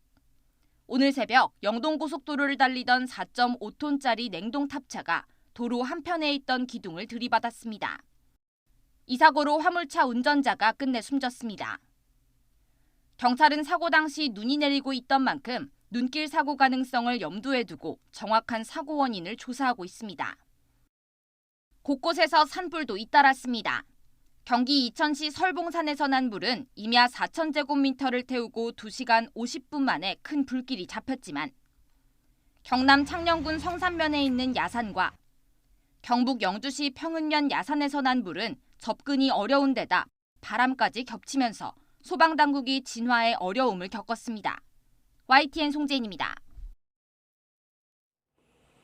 네, 전해드린 것처럼 올해 들어서 건조특보가 확대 강화되면서 산불이 끊이지 않고 있습니다. 특히 전거가 있는 짝수해에 대형 산불이 발생한 전례가 있어서 산불 당국이 바짝 긴장하고 있습니다. 김진도 기자입니다. 강추위 속에 발생한 야간 산불. 주말과 휴일에도 산불은 끊이지 않습니다. 1월 들어 9일간 발생한 산불은 총 25건. 같은 기간 10년 평균치 8건의 3배가 넘습니다. 매일 산불이 일어났고 4일에는 무려 7건이나 발생했습니다. 기후변화로 1월 산불 위험성이 20년 전보다 30에서 50% 높아진 상황이지만 올해 산불 발생 추이는 심상치 않습니다. 특히 선거가 있는 짝수해라 산불 당국이 바짝 긴장하고 있습니다. 1996년 고성 산불을 시작으로 2000년의 동해안 산불과 2002년 청양 예산 산불이 이어졌고 잠시 주춤하다 2018년에 삼척 산불로 다시 징크스가 이어졌습니다. 산불 당국은 우선 첨단 ICT 기술을 활용한 예보와 진화 기술을 강화한다는 방침입니다. 3월에 대통령 선거, 또 5월에 새 정부 출범이라는 정치 일정이 있는데 그것이 공교롭게도 대형 산불 발생 위험 기간하고 겹칩니다. 산불을 조기에 감지하고 초동 진화하는 것이 굉장히 중요해서 ICT 기반한 각종 정보 체계를 풀 가동하고 시시각각 변하는 대형 산불 상황과 대피 방법, 대피로 등을 방송을 통해 국민에게 실시간으로 전달하는 방안도 추진됩니다. 산림청에 이렇게 재난안전 시스템이 완벽하게 갖춰져 있습니다. 앞으로 YTN은 산림청과 업무 협약을 통해서 산불이 발생했을 때 실시간으로 전국에 있는 시청자분들께 재난 상황을 신속하게 보도할 수 있도록 하겠습니다. 산불 전문가들은 1월에 산불 발생이 잦으며 2월 이후 봄까지 산불이 대형화할 확률이 커진다며 철저한 대비를 당부했습니다. YTN 김유두입니다. 네, 오늘부터 또 강력한 한파가 찾아왔죠. 최근 이어진 추위에 꽁꽁 얼어붙은 빙벽이 많은데요. 주말 휴일이면 겨울 산악 동호인들이 몰리면서 추락 등 각종 안전사고도 이어지고 있습니다. 지환 기자입니다. 강원도 양구에 있는 인공 빙벽입니다. 동료 등반객들이 다친 사람을 구급차로 옮깁니다. 지난 일요일 빙벽을 오르던 50대 등반객이 7m 아래로 추락했습니다. 개방 하루 만이었습니다. 어디가 다치신 거예요? 자세는 모르겠어요. 수술했다고 얘기는 듣는. 양구 사고 전날 강원도 원주에서도 비슷한 사고가 있었습니다. 50대 등반객이 30m 높이에서 떨어졌는데 머리 등을 크게 다쳐 끝내 숨졌습니다. 최근 이어진 한파에 이름난 빙벽이 하나둘 문을 열면서 사고도 이어지고 있습니다. 빙벽 등반은 장시간 추위에 노출될 수밖에 없습니다. 그리고 이렇게 낙빙이나 고드름이 떨어질 우려가 있기 때문에 등반 난이도가 매우 높습니다. 사고가 난 빙벽은 민간단체나 동호회 등이 자체 운영하는 인공 빙벽이었습니다. 코로나19에 지자체가 관리하는 자연 빙벽은 출입을 막은 곳이 많은데 그러다 보니 일부 개방된 얼음 절벽에 동호인들이 몰리고 있습니다. 코로나 때문에 지금 다 빙벽 폐쇄한 건가요? 네, 그렇습니다. 관광지 입구에도 부착을 해놨고요. 전망대에서 그쪽에도 지금 빙벽 금지라고 지금 부착을 해놓은 상태고 전화 오는 것들에 전부 다 안내를 하고 있습니다. 이번 주 한파와 함께 설악산 형제폭포 등 한 해 수천 명이 찾는 유명 빙벽도 오는 주말부터 개방할 예정. 빙벽이 가장 많은 강원도에서는 지난 2015년 이후 낙상 등 안전사고로 3명이 숨졌습니다. 골절이나 저체온증, 돌입사고에 따른 산악구조대 출동은 매년 이어지고 있습니다. 소방당국은 본인 능력에 맞는 등반지를 선택하고 단독 산행을 피하며 무엇보다 안전장구를 반드시 점검해야 사고를 막을 수 있다고 강조합니다. YTN 지환입니다. 서울시의 쓰레기 다이어트 프로그램에 참여한 가구의 쓰레기 배출량이 평균 40% 감소한 것으로 확인됐습니다. 특히 1인 가구가 다인 가구에 비해서 쓰레기 배출을 더 많이 줄일 수 있는 것으로 확인됐습니다. 김종균 기자입니다. 쓰레기 다이어트에 도전 중인 유선영 씨. 재활용 쓰레기를 철저히 분리해 저울로 배출량을 측정합니다. 270g인데 100g 줄였네? 반찬 가게에도 개인 용기를 가져갑니다. 이렇게 하다 보니 생활 쓰레기가 대폭 줄었습니다. 분리배출을 열심히 하는 것만으로도 이렇게 2배 이상 줄일 수 있다는 거에서 굉장히 저도 스스로 놀라웠고요. 그리고 앞으로도 계속해서 분리배출을 좀 더 명확하게 하는 것이 쓰레기 전체적인 걸 줄이는 데 큰 도움이 된다고 생각이 듭니다. 서울시가 쓰레기 다이어트에 참여한 164가구를 조사한 결과 3달 만에 1인당 평균 생활 쓰레기 배출량이 40% 줄었습니다. 특히 가구 수가 적을수록 감량 규모가 컸습니다. 1인 가구의 경우 4인 가구보다 2배 이상 쓰레기를 줄인 것으로 파악됐습니다. 다만 일회용품은 쓰레기 배출량을 줄이기 어려웠다는 의견이 많았습니다. 시장 바구니라든지 텀블러 이런 것들을 휴대하면서 포장 폐기물을 줄여나가는 것이 가장 쉬운 실천 방법이십니다. 서울시는 1인 가구의 쓰레기 감량 효과가 크다는 점을 확인한 만큼 관련 교육과 캠페인을 마련할 계획입니다. 또 일회용품 쓰레기가 많이 발생하는 과대 포장 집중 점검도 지속해서 벌일 방침입니다. YTN 김주균입니다. 아시안게임이 열리는 올해 3회 연속 금메달에 도전하는 축구팀이 새해 첫 훈련을 시작했습니다.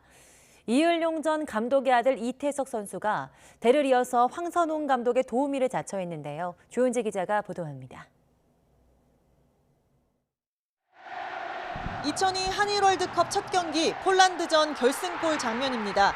이을용의 택배 크로스를 황선홍이 왼발로 툭 논스톱 발리로 완벽하게 연결합니다. 이 득점을 시작으로 승승장구 우리나라는 4강 신화를 썼습니다. 그리고 20년 이을용의 눈매를 쏙 빼닮은 2002년생 아들 이태석이 23세 대표팀 황선홍호 새해 첫 훈련에 소집됐습니다. 아버지가 황선홍 감독과 역사를 썼듯 날카로운 왼발을 자랑하는 아들 이태석도 황선홍호에서 영광을 만들겠다는 각오입니다. 아빠가 황선 감독님 그렇게 도와주셨듯이 저도 똑같이 그런 도움이 될 수 있는 선수 같아서 또 아시안게임 3연패를 할 수 있게.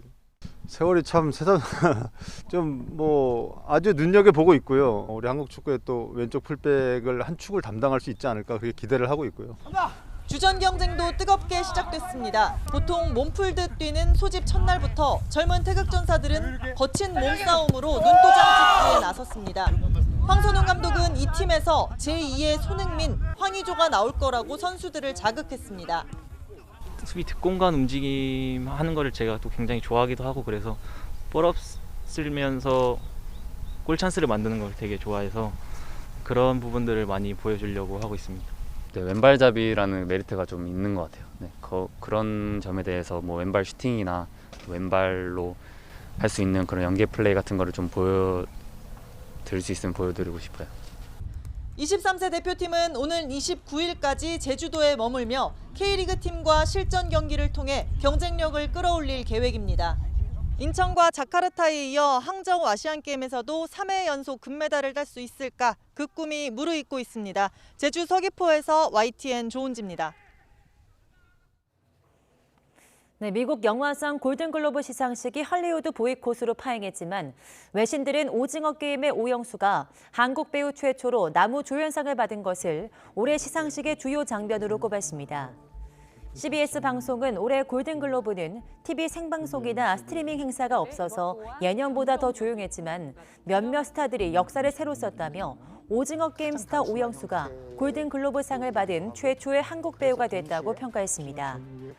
로이터 통신은 할아버지 오영수가 세계적으로 유명한 경쟁자들을 물리치고 상을 차지했다고 전했고 CNN 방송도 오징어 게임 스타 오영수가 역사를 만들었다고 보도했습니다. 네, 아파트 경매 거래 시장이 얼어붙으면서 지난달 전국 아파트 경매 낙찰률이 연중 최저치를 기록했습니다.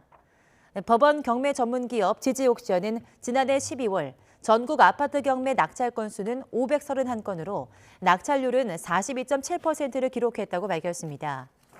이는 지난해 가운데 연중 최저 낙찰률로 전달의 11월 대비 10.2%포인트 하락한 수치입니다. 지지옥션 측은 지속적인 금리 인상과 높아진 대출 문턱 탓에 수요가 급격히 감소하면서 경매 낙찰률도 덩달아 떨어진 것으로 분석했습니다.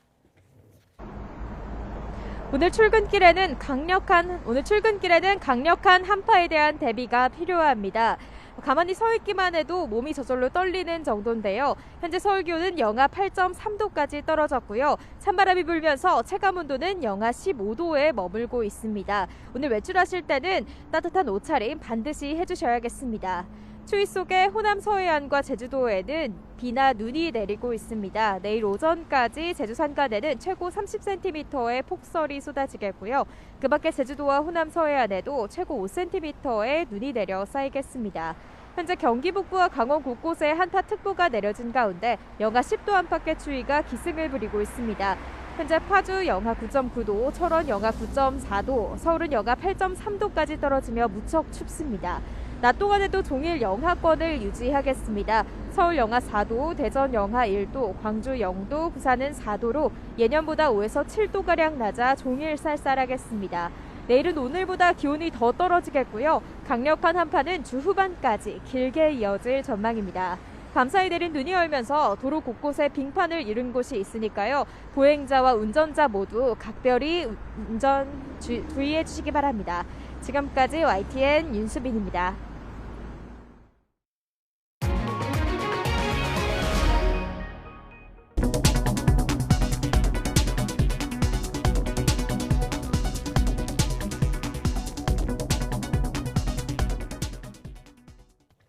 이상으로 굿모닝 YTN 마치겠습니다. 잠시 후 YTN 24가 이어집니다. 시청해주신 여러분 고맙습니다.